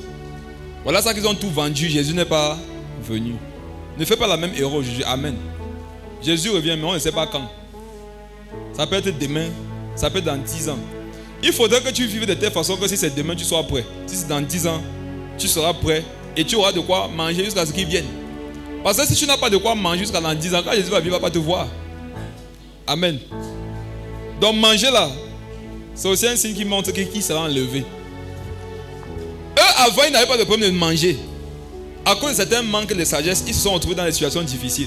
Voilà que l'église dans laquelle il y avait la puissance, où les choses étaient glorieuses, où le Saint-Esprit descendait comme ça, maintenant on est en train de faire les problèmes. Pourquoi? On dit que nos veuves sont négligées. On comprend par là que lorsqu'il y a des veuves d'une église, ça peut amener les problèmes dans l'église. Amen. Lorsqu'il y a des veuves d'une église, non, ça peut amener les problèmes. Comme une femme est veuve, elle est très blessable. Je ne sais pas si le mot existe. Hein? Ça passe. Même les autres mots qu'on dit aujourd'hui, ça sortait souvent comme ça, après on adoptait. Pourquoi j'ai dit ça? On peut dire ça entre partager du riz. On a fait les portions d'un kilo. On donne seulement comme ça. Quand une veuve s'approche, elle dit qu'ils savent que j'ai 5 enfants. Donc normalement, on donne de 5 kilos. On donne 1 kilo à une soeur qui vit seule. On donne 1 kilo à la veuve. Qu'est-ce qui va se passer dans son cœur? Elle va être blessée. Et vous pose une question. Est-ce qu'on lui doit du riz? Est-ce qu'il y a un contrat entre nous? Mais pourquoi elle va être blessée? Parce que sa position l'expose à être blessée. La sagesse maintenant, c'est de l'éduquer. C'est de la former. C'est de lui donner des enseignements qui vont faire qu'elle soit spirituellement assise. Et que quelle que soit la façon dont les choses se passent autour d'elle, qu'elle ne soit pas embarrassée. Mais avant qu'elle ne soit pas embarrassée, là, il faudrait d'abord qu'on la supporte telle qu'elle est, le temps qu'elle change. Amen. Et ça ne se fait pas du jour au lendemain. Les Hellénistes murmuraient contre les Hébreux parce que leurs veuves étaient négligées dans la distribution qu'ils faisaient chaque jour. Je veux vous montrer que le problème qu'il y avait, c'était grave. Qui murmurait contre les Hébreux? Les Hellénistes. Est-ce qu'on peut parler? Vous avez vos Bibles, non? Qui murmurait? C'est comme si vous te demandez veuve ici. Qui murmurait? Les Hellénistes. Contre qui? Les Hébreux. Parce que qui? Leurs veuves. Leurs veuves. Adrien, comprenons quelque chose de simple. Regarde. Hein. Ma femme dit non. Si on me dit, si je dis que ma veuve, on ne donne pas le riz à ma veuve comme on ose. Ça veut dire qu'elle vit, non? Si elle vit comme elle est veuve. Les Hellénistes murmurent contre les Hébreux par rapport à leurs veuves.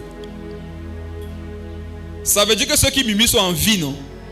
S'ils sont en vie, comment les femmes pour lesquelles ils plaident sont veuves? C'est ce que ça avait commencé à faire? Le tribalisme.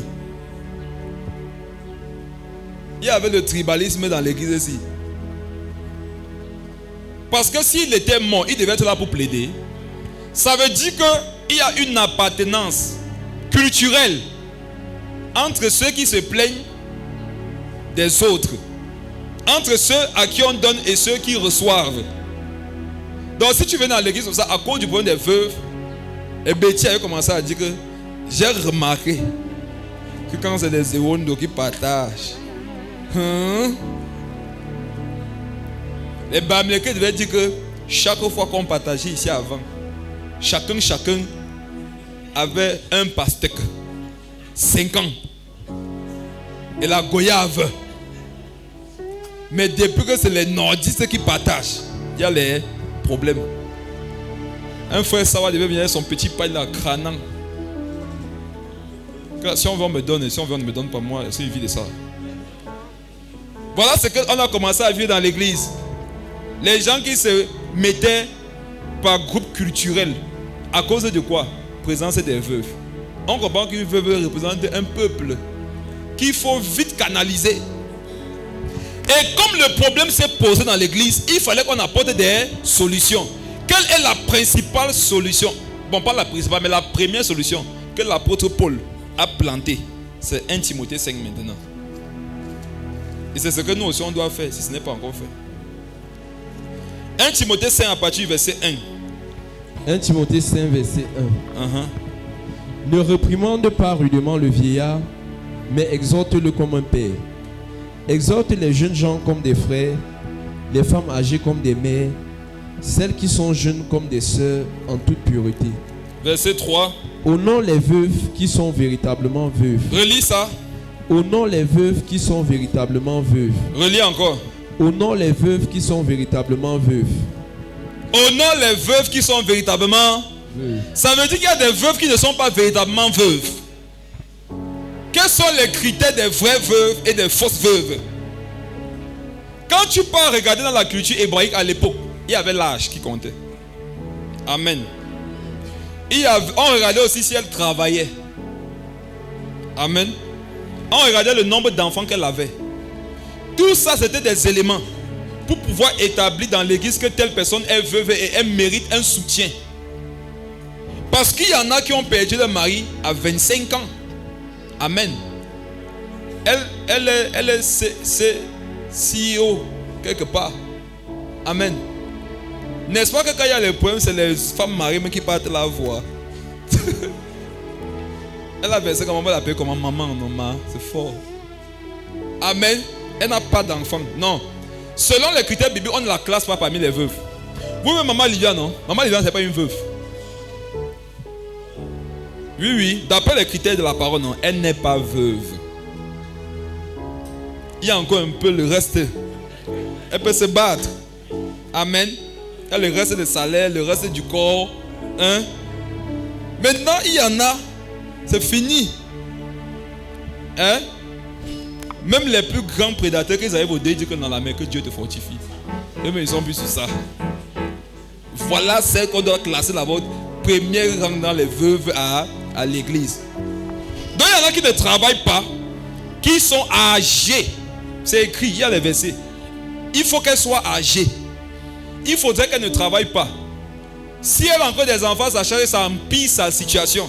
Donc Paul disait qu'il ne faudrait pas considérer toutes les femmes comme veuves. Il y en a qui ne sont pas véritablement veuves. Parce qu'elles peuvent se défendre, elles peuvent se débrouiller. Honore les veuves qui sont véritablement veuves. Première chose, c'est qu'il faudrait déjà spécifier quelles sont les veuves. Et quel est le commandement qu'on demande d'avoir avec elles? De les honorer.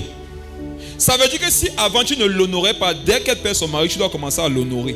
Amen. C'est un commandement comme tu ne tueras point. Après tu ne tueras point, vient aussi ce verset. Honore les veuves. C'est obligé, c'est un commandement. Verset 4.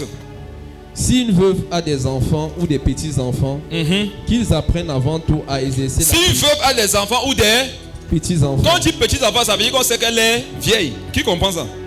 Donc dans la mentalité de Paul par Timothée, c'est que si elle est veuve, elle devrait même y être grand-mère. Pour dire qu'elle est âgée.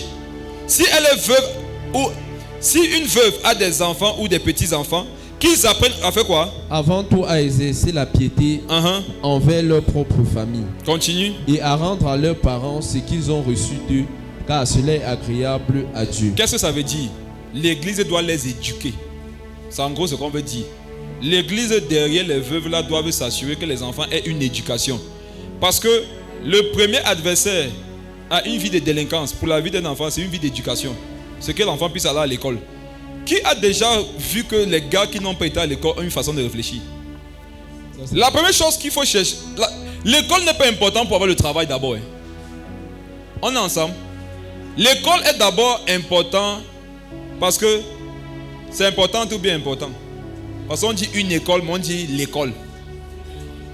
Importante, hein? Français aussi souvent.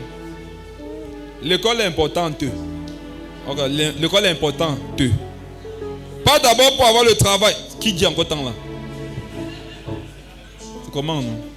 Tant, tout ce que vous voulez. Ce que j'étais en train de dire là.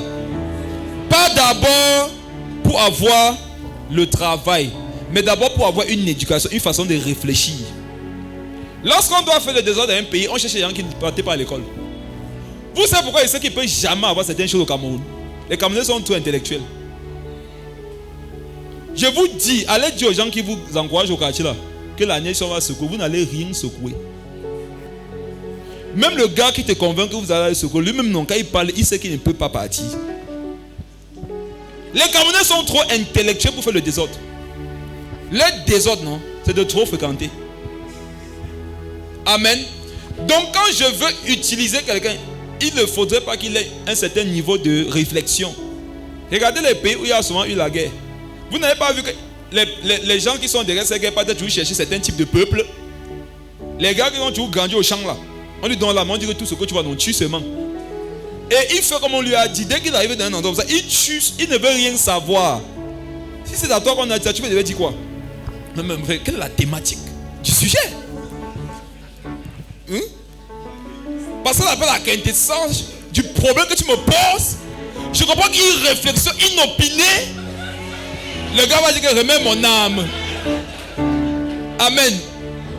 Il y a un niveau de réflexion que quand ton enfant a, on ne peut pas le mettre dans n'importe quoi.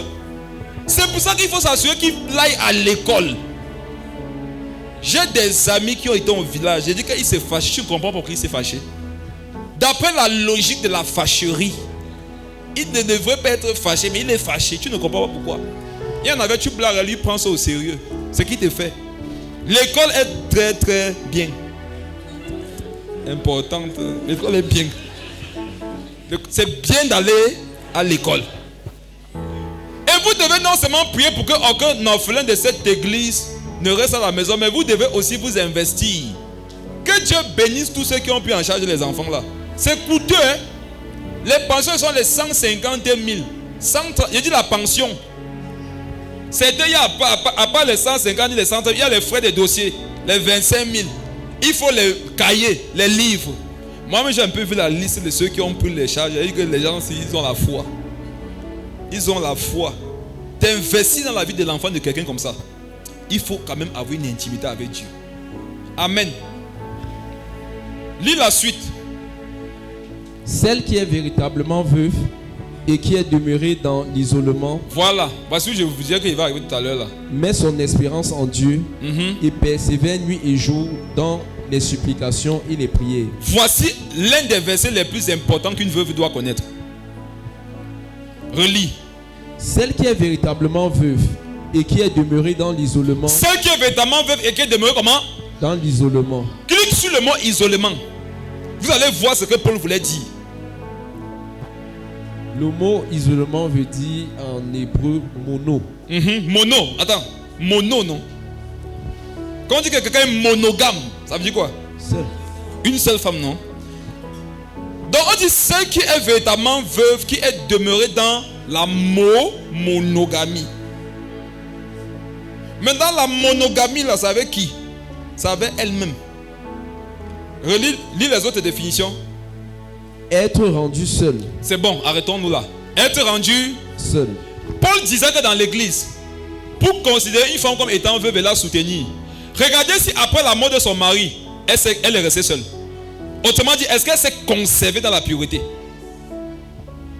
Il y en a dans son mari, c'est lui qui bloquait sa vie frivole. Depuis qu'il est parti, partout au quartier on la connaît. Paul dit que celles qui marchaient, montaient, ils ne sont pas des veuves, ils sont des prostituées. Lis la suite. Il faut qu'elle soit demeurée dans l'isolement, seule, gardant son corps. La suite.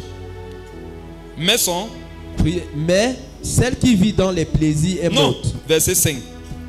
Verset 5. Celle qui est véritablement veuve et qui est demeurée dans l'isolement met son espérance en Dieu et persévère nuit et jour dans les supplications et les prières. Dieu considère comme veuve, non?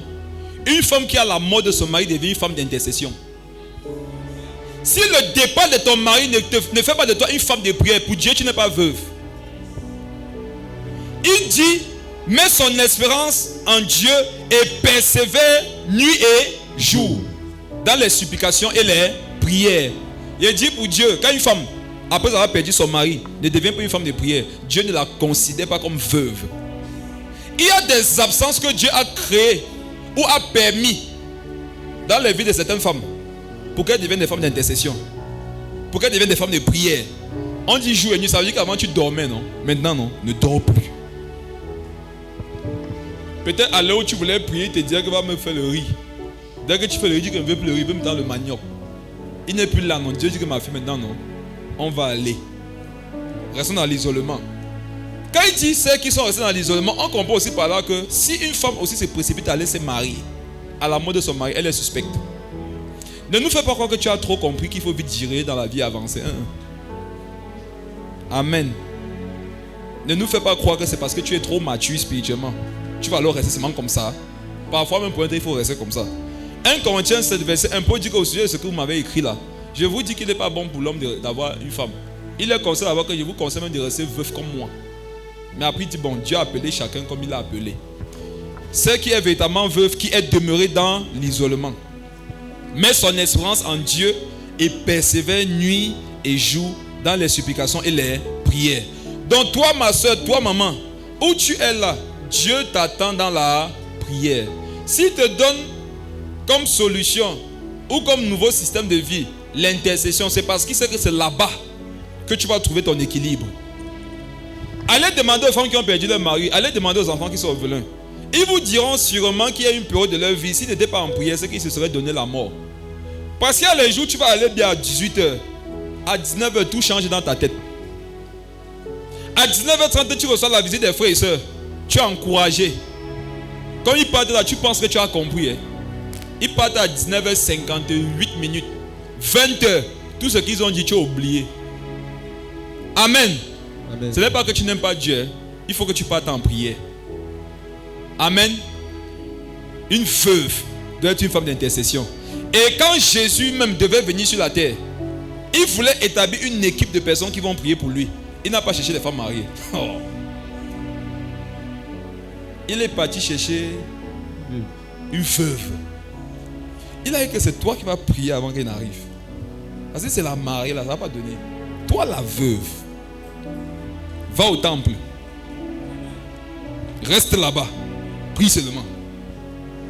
Mais frère, c'est quand une veuve dit qu'elle va prier, non? C'est les démons maintenant qui sont en deuil. La femme mariée est surchargée. La Bible dit que celles qui ne sont pas mariées cherchent à plaire au Seigneur et à prendre soin de l'œuvre de Dieu, non? Mais que ceux qui sont mariés cherchent à faire quoi? À plaire à leur mari. Donc quand tu es marié, l'un de tes misères c'est de chercher comment est-ce qu'il peut faire pour faire plaisir à mon mari. Prendre soin de lui, prendre soin des enfants, prendre soin de la maison. Quelqu'un comme ça. Pour que tu aies une vie de prière, il faut que tu sois très discipliné. Mais la veuve, non, Dieu l'a déchargée, non? Amen. Dis que ma fille, qu'est-ce qui va te bloquer encore? Avant tu dirais que c'était lui, non? Quand il t'appelait que allez va tu dis que t'as chap. Quand il t'appelait que viens on parle, tu dis que t'as beau. Quand il te disait que viens on peut un peu en retraite sur Dieu, tu dirais que mon creux. Ils sont tous partis. Tu es libre. Maintenant tu vas rattraper jour et nuit. Je veux te voir dans les supplications, dans les prières. Tu as connu ce que c'est que de perdre son mari. Maintenant tu vas savoir comment prier pour toutes les femmes qui ont perdu leur mari.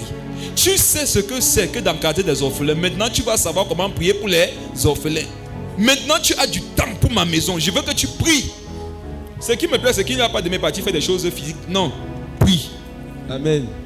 Amen. Reste là-bas à genoux. Intercède. C'est une femme veuve qui a porté le ministère du Seigneur avant qu'il n'arrive. Quand une veuve prie pour ton ministère, non?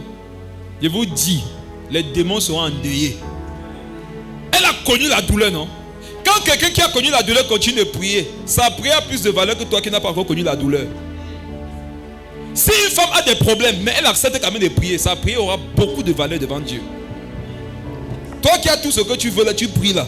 Et même pour prier, il faut qu'on insiste. Le Saint-Esprit te flatte. Après les anges te draguent. Pour que tu veux faire tes 10 minutes là. Et quand tu as fait 10 minutes, tu trouves que tu as tué. Il y a les femmes dans l'église qui vont vous montrer comment on prie. Amen. Maman Viviane va vous montrer comment on intercède. Amen. Maman Angèle va vous montrer comment on intercède. Elodie va vous montrer ce qu'on appelle prier. Maman Brigitte va vous montrer ce que c'est que la prière.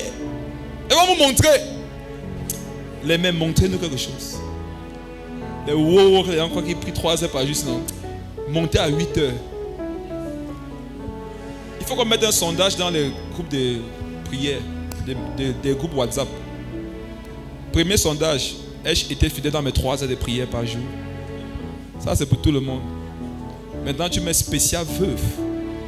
Ai-je été fidèle dans mes 40 heures de prière par jour? Quand une veuve prie, non, elle sort du temps. Elle prie 48 heures, après elle revient. Je vous vois aller prier, mes mamans. Amen. Je dis, allez vous mettre à genoux. Dis que tu m'as quitté, non, tu vas voir. Chapaka. Amen. Tabo qui t'avait des mains de partie. T'es creux. Tu croyais qu'en moi tu devais m'abattre. Maintenant je suis seulement qu'en feu. Puis tu oublies les jours de la semaine. Amen. Parce que tu as commencé à prier lundi, tu as fini samedi, tu t'es levé, tu dis que les enfants sont pas là à l'école, tu dis que maman est samedi, tu dis que hey, ça m'arrive tous les temps ici maintenant. Je prie que les jours. C'est les femmes sur lesquelles Jésus peut miser. Amen. Ne prenez jamais ça comme un hasard, que ce soit une veuve qui a intercédé pour que Jésus commence le ministère. Amen. Qu'est-ce que les veuves ont compris que nous on n'a pas compris? Qu'est-ce qu'elles ont vu que nous on n'a pas vu? Qu'est-ce qu'elles expérimentent que nous on n'expérimente pas? Forcément cette chose-là, ça leur donne un pouvoir dans la prière. Ça leur donne une force, une résistance dans la prière. Parce qu'il dit jour et nuit. Qui a remarqué que lorsque tu as mal, tu peux prier, tu ne vois plus le temps. Tu es pressé de sortir de la prière quand tout va bien. Quand il n'y a rien qui peut te pousser à prier là, aucun problème. Prier, non, il faut vraiment que tu aies un esprit de prière. Mais il y a des douleurs, quand tu les as connues, on ne t'invite pas à la prière. C'est toi-même qui invite la prière. Tu pries, l'esprit de prière est parti, tu te prends ça que on n'a pas fini. À cause de quoi? La douleur. Et je crois que c'est pour ça que Dieu veut que les veuves prient. Parce que la douleur donne de rester à genoux. Qui a remarqué que ces prières les plus profondes, c'était pendant les moments difficiles? Les prières les plus profondes que tu as eu à faire, c'était quand tu souffrais. Quand quelqu'un échoue le bac, non? Hey! Qui a échoué le bac ici là? Les gens comme nous comme ça, la chance. Où sont les gens qui échouent le bac dans leur vie là? Les nous comme ça, nos pères. Hey! Qui a remarqué qu'elle a échoué le bac? Il était devenu obéissant à la maison. Les douleurs donnent des vertus. Avant le bac, quand Dieu va faire ceci, tu dis oh merci dérange. Quand tu es échoué, non? C'est toi qui te lèves le matin, maman, il n'y a rien à faire.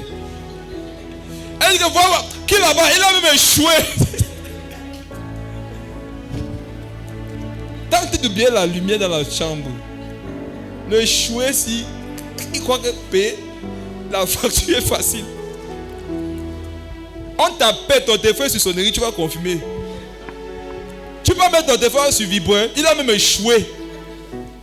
Toi-même, quand tu es échoué dans la vie, quand tu as connu certaines douleurs, tu es tranquille. Les douleurs donnent des vertus. Il y a des vertus que les veuves ont. Parce que les douleurs qu'elles ont traversées là, non, ça enseigne. La douleur de voir comment personne ne comprend ta souffrance dans ta belle famille. Mais tous veulent seulement t'arracher le peu que te reste pour les orphelins. Relis le verset. Celle qui est véritablement veuve et qui est demeurée dans l'isolement met son espérance en Dieu et persévère nuit et jour dans les supplications et les prières. Continue. Mais celle qui vit dans les plaisirs est morte. Voilà. Quoique vivante. Très bien.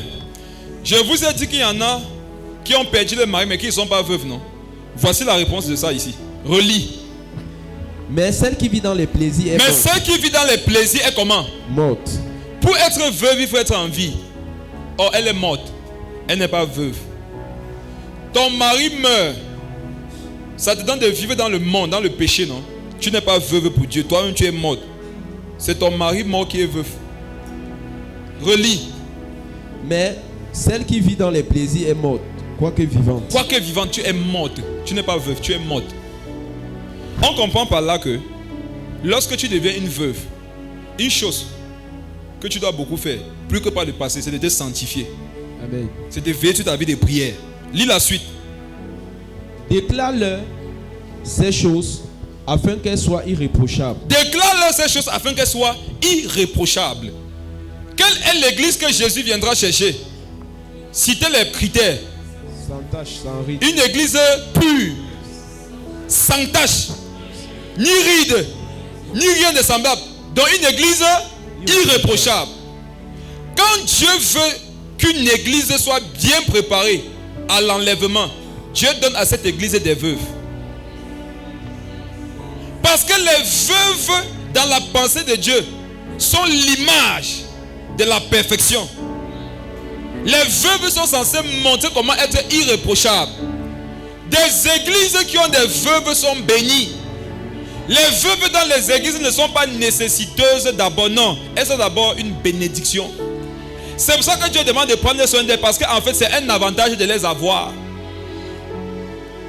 Elles sont une image du fait d'être irréprochables. Donc par la façon dont elles vivent, l'église peut se mettre sur les rails. Une veuve a la responsabilité de montrer au corps du Christ comment on doit avoir une vie de prière. Une veuve a la responsabilité de montrer au corps du Christ comment on se sanctifie. Une veuve a la responsabilité de montrer à l'église comment, après avoir traversé des épreuves difficiles, on peut rester fort. Et c'est là qu'elle devient des enseignantes. La femme ne doit pas enseigner. Dans ce cas, qu'elle sera veuve, vient prendre sa place. Déclare-leur ces choses afin qu'elles soient irréprochables. On a demandé à qui d'être irréprochable ici? À toute l'église. À qui? Le Seigneur est rigoureux avec les veuves. Pourquoi? Il a permis qu'elles soient dans une position où il sera facile pour elles d'être irréprochable. Lis la suite. Si quelqu'un n'a pas soin des siens, et principalement ceux de sa famille, il a régné la foi. Il est pire qu'un infidèle. Continue. Qu'une veuve, pour être inscrite sur le rôle, n'ait pas moins de 60 ans. Vous avez compris? Relis. Qu'une veuve, pour être inscrite sur le rôle, n'ait pas moins de 60 ans. Vous avez compris? Relis une dernière fois. Qu'une veuve, pour être inscrite sur le rôle, n'ait pas moins de 60 ans. Continue. Qu'elle ait été femme d'un seul mari. Vous avez compris? Relis. Qu'elle soit recommandable par de bonnes œuvres. J'ai dit relis. Qu'elle ait été femme d'un seul mari. N'ayez pas peur. Je vais équilibrer tout ça. N'ayez pas peur. Amen. Parce que je sais qu'il y a les calculs. Je suis maintenant en combien là? C'est là que tu vois que le combat n'est pas souvent avantageux. Hein? Bête a fait le décombat. Le décombat, non, tu ajoutes plutôt. Amen. Regardez. L'âge, c'est quelque chose de relatif. On dit ça parce que celles qui représentaient une catégorie, celles qui avaient certains besoins se retrouvaient généralement dans cette tranche. Amen. Amen. Mais aujourd'hui, tu peux avoir à 30 ans, 40 ans, les gens qui sont pires même que les mamans de 60 ans, elles sont veuves. Amen. C'était en fonction des réalités de l'église et de l'époque. Ceux qui vraiment remplissaient les critères de veuve, on avait remarqué qu'ils avaient plus de 60 ans. Il fallait qu'elles soient mariées d'un seul mari. Mais il y en a qui remplissent les mêmes conditions, mais elles n'ont pas le même âge. C'est un peu spirituel aussi, dans le sens où il y en a, on peut dire que bon, dans l'église, c'est souvent ce qu'on a eu à dire, non? Il faut encore revoir ça. Si tu veux entrer dans un département, il faut que tu sois dans l'église, ça fait combien de temps minimum? 1 an, non? Au trop tard, ou bien si on a été favorable, 6 mois. Il y en a, ils arrivent, ça fait 1 mois, non? Mais la façon dont ils ont intégré le truc, ils sont plus sains, plus utiles, plus engagés, plus consacrés que les gens qui sont depuis 20 ans. Ça fait que si on veut rester sur les lettres, on risque de continuer à marcher avec les freins, alors qu'il y a les accélérateurs que Dieu nous a envoyés. Amen. Amen. Moi j'ai remarqué par exemple les plus actifs du ministère ici, 70%, 80% sont les nouveaux.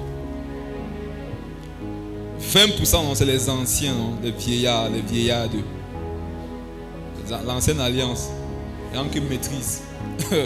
C'est le même critère qu'ici avec les veuves. Il y en a aussi qui peuvent avoir 60 ans, étaient mariés même d'un demi-mari, mais elle n'est pas aussi veuve pour Dieu. Pourquoi? Parce qu'à la mort de son mari, elle ne remplit aucune condition dans la prière, dans la sanctification. Elle ne demeure pas seule. Elle est dans le désordre. On peut pas aussi la compter. Lis la suite. Qu'elle soit recommandable par de bonnes œuvres. Vous avez compris? Continue. Ayant élevé des enfants, exercer l'hospitalité. Il faudrait que pourquoi la taxe des veuves, quand on part dans son passé, on voit qu'elle a exercé quoi? L'hospitalité. Si tu étais méchante quand ton mari meurt, non? C'est ça que Dieu va dire qu'on te donne. Matthieu 7, verset 12, c'est ça. Tu vas récolter ce que tu as sémé. Qui a déjà été victime de ça? Bon, il ne veut pas dire victime parce que ce n'est pas un crime. Qui a senti ça? Quelqu'un en face de toi comme ça, là, elle a tous les problèmes du monde. Tu fouilles la compassion dans ton cœur, tu ne vois pas. Tu te concentres, ça ne vient pas. Tu dis mais pourquoi je suis devenu insensible aux souffrances des gens comme ça? Dès que tu te retournes, tu vois quelqu'un qui a 1 million de problèmes moins qu'elle. Ton cœur veut se briser. Que oh Seigneur, dès que tu te retournes encore, dès que ça part encore tout. Tu te retournes, ça revient. Tu te retournes là. Qui a vécu ça? C'est Dieu qui ne veut pas que tu fasses quelque chose pour elle. Soyez aussi équilibrés. Hein? Ne pensez pas que quelqu'un qui fait mon mari est parti, ça veut dire que vous devez vous investir dans sa vie. Hein? Prie d'abord. Prie. Tu vas avoir les visions. Dieu va te montrer ce qu'elle disait sur les maris des gens. Elle disait qu'il voyageait d'abord avec la pluie. Il voit que. Voici ce qu'elle a dit quand le mari de quelqu'un était mort par accident. Il voit, il pleut, il part où? C'était obligé. Et comme je le connais là, l'homme il filait trop, je le connaissais. C'est comme ça tu qu'il filait. Il ne devait pas mourir comment? Ah pardon, Mani, avançons, pardon. Oh, il y a les anges scribes. Ce n'est pas une image, c'est une vérité. Les anges sont des scribes. Parce que ce que tu sais, ce sont des paroles. Il faut qu'on garde ça. Pendant que tu es en train de dire ça, il y a un ange qui est en train d'écrire. Il filait trop. Souvent, quand l'ange dit que ouais, doucement, doucement, attends, il n'y a pas encore noté. Elle peut dire à la ligne, l'ange dit que non, en haut là, tu as dit qu'il faisait comment? Accélérer, ah d'accord, c'est ça que je n'ai pas noté. Quand son mari meurt, tu es avec elle, ton cœur ne ressent rien. Tu te demandes, mais pourquoi je ne ressens rien pour la veuve si? Dieu te dit que, attends. Dit que qui avait noté pour la femme si? L'ange dit que viens avec ton cahier. On dit que lit ce qu'elle disait. Il filait quoi? quoi. Mais quand c'est dans l'atmosphère spirituelle, ce n'est plus comme ça qu'on lit. C'est qu'il fallait quoi. C'était obligé, Et tu comprends pourquoi tu ne ressens rien pour elle. Ne culpabilisez jamais dans votre vie. Lorsque vous êtes en face des personnes qui ont des besoins, mais vous ne sentez pas le désir de le faire, vous n'êtes pas méchant. Si surtout tu sais que tu n'as pas un cœur ingrat, tu n'as pas un cœur cupide, un cœur qui pense pour lui seul, tu sais que ce n'est pas le cœur que Dieu t'a donné. Si donc, ayant une mentalité parfois de partage, tu as remarqué que pour une, deux, quelques personnes, ça ne passe pas, ne force pas. Laisse-les dans leur situation. Peut-être ce n'est pas par toi que Dieu veut le faire, simplement aussi. Amen. Ne force pas. Il faudrait qu'elle ait exercé l'hospitalité. Quand tu exerces, on comprend par là que lorsque tu exerces l'hospitalité, tu le fais pour qui? Pour toi-même. C'est à toi que ça donne les points, c'est pas celui qui en bénéficie. Il y a plus de joie à donner qu'à recevoir. Lis la suite dans le même verset. Laver les pieds des saints. Ça c'est fort alors. Ça c'est très fort. Mais si on commence, on va dire que c'est passé les pasteurs. Je sais que depuis qu'il parle là, non, il n'y a pas de problème. Mais comme il veut parler, on va dire que ça c'est passé, c'est lui. Il veut dire que. Il veut dire, lis. Laver les pieds des saints. Lis fort. Laver les pieds. Il faudrait qu'elle ait lavé les pieds des saints. Vous savez ce que ça veut dire? Il faudrait qu'elle ait servi les hommes de Dieu. En Israël, il y avait une loi. Quand quelqu'un venait chez toi après avoir fait un long voyage, première chose que tu devais faire, c'est de laver ses pieds. Après avoir lavé ses pieds, tu le faisais entrer chez toi et tu lui disais shalom, c'est-à-dire que la paix de Dieu soit sur toi. Après, tu devais le faire asseoir et tu devais le faire manger. Si la personne était malade, tu devais lui apporter les soins. Donc, on devait vérifier, est-ce que la femme s'y servait à l'église? Est-ce qu'elle servait les saints? Est-ce que les frères et sœurs peuvent donner des témoignages qu'un jour, ils étaient dans telle situation et elle avait fait X ou Y pour eux? S'il n'y en a pas, tu n'es pas une veuve. Tu es une nouvelle convertie qui doit rattraper le tir. Laver les pieds des saints. Lis la suite. Secouru les malheureux. Secouru les malheureux. Est-ce qu'elle-même, elle secourait les malheureux? Dieu avait vu que toi-même, un jour, tu devais être dans le malheur. Il t'a dit précédemment que secoue les malheureux. Pourquoi on fasse ça pour toi demain? Si tu ne l'avais pas fait, Dieu va dire que ne faites pas aussi ça pour elle. Lis la suite. Pratiquer toute espèce de bonne œuvre. C'est fort. Pratiquer toute espèce de bonne œuvre. D'ailleurs, elle est partie dans la National Geographic pour voir les espèces de bonne œuvre. Elle les a toutes domestiquées. Lis la suite. Mais refuse les jeunes veuves. Refuse-les. Jeunes veuves. Refuse-les. Jeunes veuves. Qu'elle parte chercher le travail. Jeune veuve, va chercher le travail. Amen. Amen. Jeune veuve, va chercher le travail. Paul avait remarqué, on ne pourra pas voir ça aujourd'hui. On a un mois pour parler de ça. Il y en avait dans l'église, non? Ils sont arrivés à l'église comme ça. Ils sont dit que waouh, les dimanches on partage le riz ici. Waouh, quelle église! Voici une vraie église. Il ne parlait pas du message. Il ne parlait pas du fait qu'on a dit qu'il faut que ce soit ce concept pour Jésus, pour l'enlèvement. Dimanche qui suit, culte de rentrée, on partage les cahiers. Waouh! Voici comment les gens se partent maintenant prêcher l'évangile au quartier. Venez dans mon église car vous serez soutenus. Au lieu de dire venez à Jésus, vous serez sauvés, ils disent que venez dans notre église et vous serez soutenus. On a vécu ça à l'époque. Hein? Dieu merci, vous avez changé. C'est que vous faisiez ça avant, vous êtes là. Il avait traité une comme ça, elle a senti que le père n'a pas le cœur. Dieu a quand même les poumons. Elle est partie dire à sa copine au quartier que si tu viens dans notre église, notre homme de Dieu, oh, il a la main sur le cœur. C'est faux.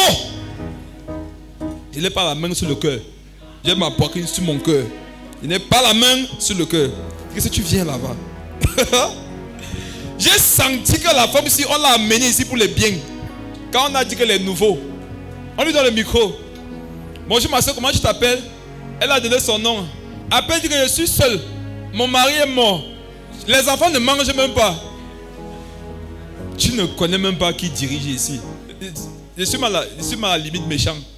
De la petite limite où il y a la méchanceté, je suis juste à côté. J'ai fait aussi, je n'avais pas attendu. Mais elle dit qu'elle veut me voir à la fin. Elle vient me voir, non? Vraiment, je souffre trop. Et je lui ai dit qui t'a invité. Dès qu'elle m'a dit le nom de la soeur, je sais, c'est ce qu'on t'a dit. Prophète, j'ai prié pour elle. Oh, alléluia. J'ai prié pour elle. Vous comprenez pas, non? Elle lui faisait mal, elle priait. J'ai présenté sa vie au Seigneur. Il y a les gens, quand tu pries pour eux, ils avaient dit que ne prie pas pour moi, demande l'argent. Non, on va prier pour toi. On est les hommes de Dieu, nous on prie pour les gens. J'ai dit, Seigneur, je te présente ta servante pour voir ses besoins. Ses enfants n'ont pas mangé, Seigneur. Tu es le père des orphelins. Oh Père, prends-lui. Mais même 5 francs, lui, il dit que 5 non, elle n'est plus jamais venue à l'église. Il y en a qui ne viennent pas chercher Jésus, ils viennent chercher la ration alimentaire. Il y en a qui ne viennent pas chercher Jésus, elle vient chercher la rentrée. On va vous décevoir ici. Tu ne veux pas de Jésus, tu n'auras rien de ce que nous on a. N'est-ce pas dans le monde, quand avant de t'amener à l'hôtel, on te faisait manger. Quand tu te faisais manger, tu savais que tu dois aller justifier le salaire, non? Moi, je te disais, mais je vais dire à Dieu que tu as fait quoi? Les chrétiens ne soyez pas bêtes. Hein? Vous pensez que vous êtes appelés à aider le monde entier, toute l'humanité. Vous avez aidé ceux qui ne fallait pas. Maintenant, quand sont venus ceux vraiment qui avaient besoin d'aide, vous n'aviez plus. Il y en a qui sont venus à toi en pleurs. Oh, je souffre, je souffre. Il y en a voulu avec votre argent. Ils sont partis payer les chambres d'hôtel avec ça. Il a pris une bonne petite, ils ont bu le vin, mangé. Maintenant, Dieu t'a envoyé un frère sérieux. Tu n'avais plus l'argent. C'est la raison pour laquelle la Bible dit que quand tu dois exercer l'hospitalité, tu dois commencer par qui? Par les saints, les frères dans la foi. Au moins là-bas, il sait que mon investissement n'est pas perdu. Ici, ça ne peut qu'avoir du bénéfice. Relis le verset, prophète. Mais refuse les jeunes veuves. Refuse les jeunes veuves. Car lorsque la volupté les détache du Christ, elles veulent se marier. Relis ça. Car lorsque la volupté les détache du Christ, elles veulent se marier. Quand la volupté les détache de Jésus, elle veut quoi? Se marier. Donc elle trouve dans le mariage un salaire. Quand elles n'ont pas ça pour un temps, elles veulent servir Jésus. Quand elles sont avec Jésus, elles sont avec un homme qui a ça. Une sœur te dit qu'elle est veuve, mais quand elle vient te dire qu'il y a un monsieur qui vient la voir, c'est un païen riche. Et ce que j'ai remarqué, comme mon père dans la foi le disait une fois, c'est que les sœurs qui veulent souvent te demander si elles peuvent se marier avec un païen, on prie pour lui là. C'est jamais un païen pauvre. Tu es un païen riche. La volupté va détruire ta vie. Une sœur n'est jamais restée comme ça, dit que est-ce qu'on peut se marier avec un païen, on prie pour qu'il change. Et que son métier c'est coordonné. Je n'ai jamais vu ça. C'est sûr que le gars a une grosse Range Rover. Il loue au golf. Il a conçu à Bastos. C'est là qu'elle dit que, il dit que papa, est-ce que quand la Bible disait que étranger, il y avait les Camerounais dans nos marchés, il y avait les Camerounais dedans. Marie-le. Quand Dieu disait Camerounais, il parlait des Philistins uniquement. Mais si les Égyptiens, Romains, Camerounais, tu peux te marier. Mais demain ne nous appelle pas. Et ton offrande ne donne plus jamais, ne donne jamais son argent ici. Là, mangez ça avec lui là-bas. On peut te laisser une place sur nos chaises, mais on ne veut même pas ton argent. Il faut rester là-bas avec ça. Parce que vous aimez qu'on vous flatte pour que vous alliez en enfer.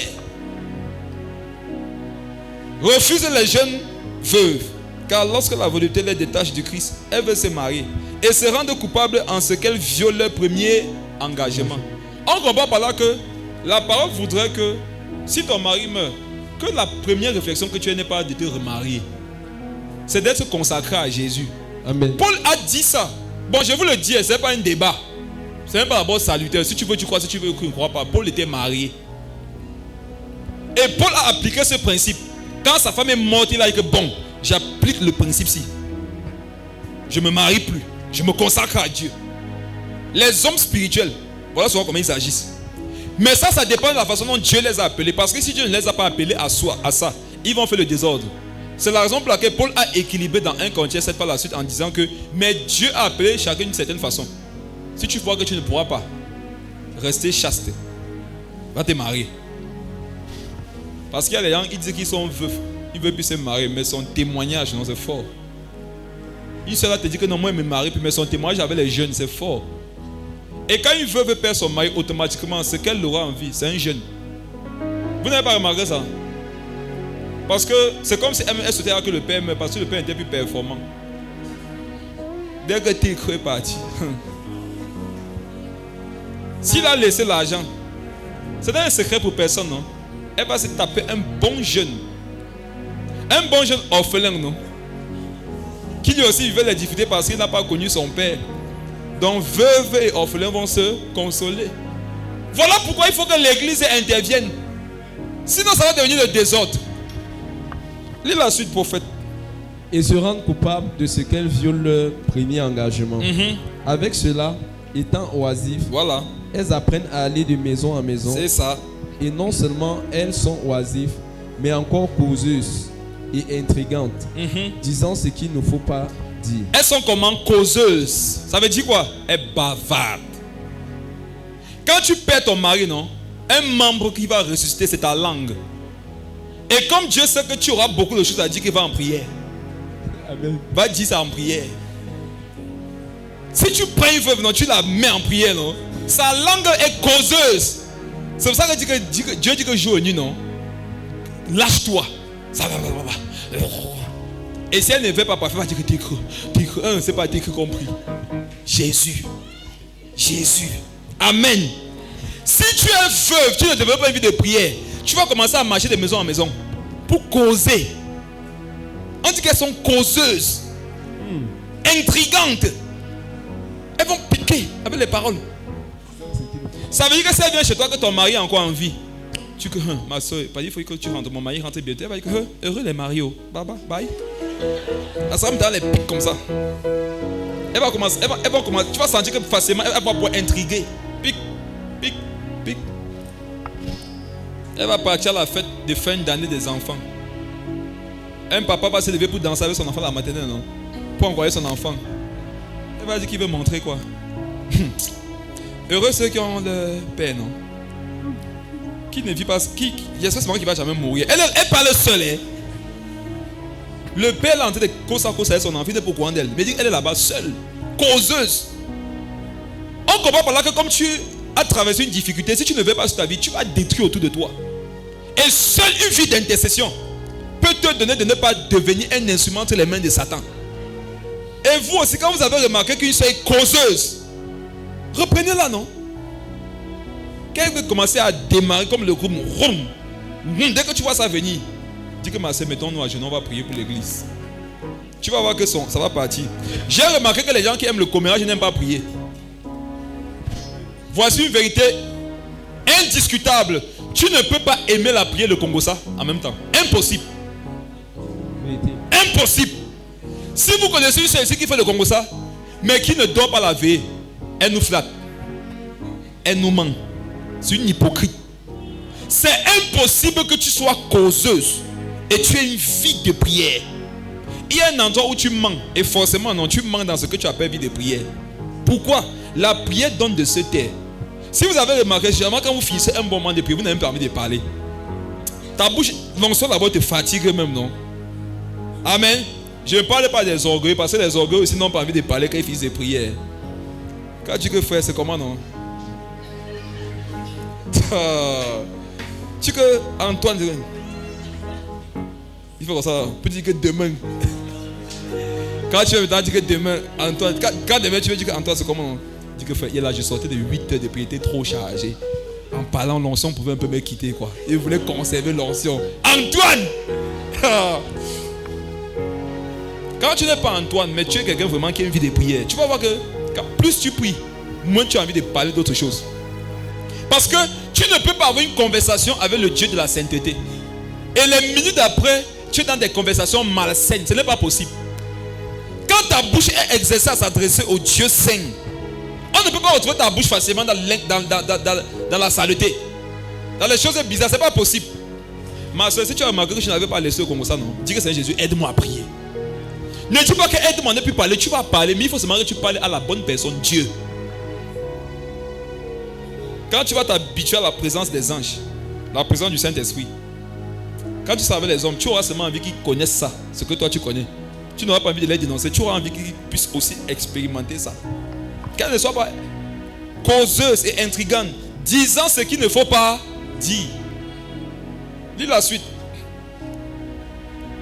Je veux donc que les jeunes se marient, qu'elles aient des enfants, qu'elles dirigent leur maison, qu'elles ne donnent à l'adversaire aucune occasion de médire. Voilà, ça veut dire que non, si tu peux te remarier, remarie-toi. Prends soin de ta maison, calme-toi. Ne t'agite pas de maison en maison. On comprend par là que c'est une mauvaise habitude de marcher de maison en maison. quand c'est pour causer, quand c'est pour intriguer. Tu parlais de maison en maison pour prier, c'est bon. Pour encourager, c'est bon. Mais quand c'est pour causer, à la fin des causeries, il n'y a aucun bénéfice. 1 Corinthiens, le chapitre 7. On va finir avec ça pour aujourd'hui.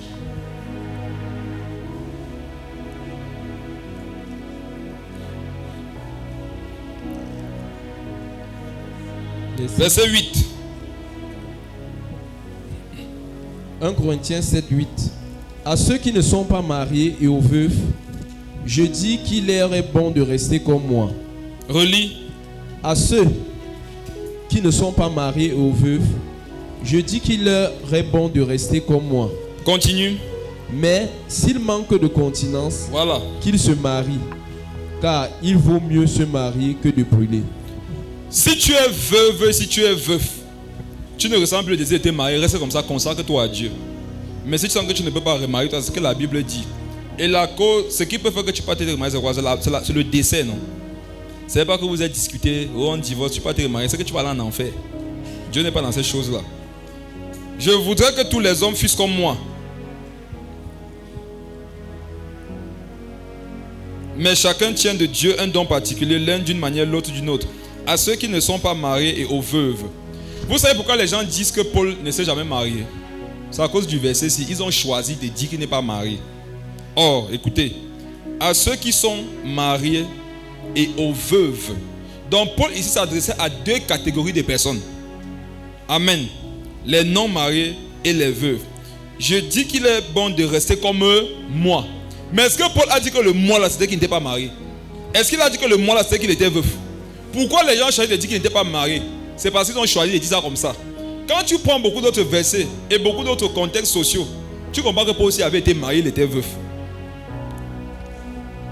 Les enseignements qu'il a donnés sur la sexualité. Si Paul a deux enseignements là, ça a été marié, c'est qu'il trichait. Or Paul ne trichait pas. La position qu'il avait dans le Sanhédrin. Pour être dans le Sanhédrin, il fallait avoir 50 ans. Il fallait être marié d'une femme. Or Paul était dans le Sanhédrin. Ça veut dire qu'il y a beaucoup d'autres critères qui montrent que Paul était marié. Il a seulement été... Après moi, il était veuf. Il a décidé de plus se remarier pour se consacrer à Dieu. Et c'est ça qu'il conseille aux gens. Il leur dit maintenant que bon, faites comme moi, mais si vous voyez que vous ne pouvez pas, mariez-vous. Amen.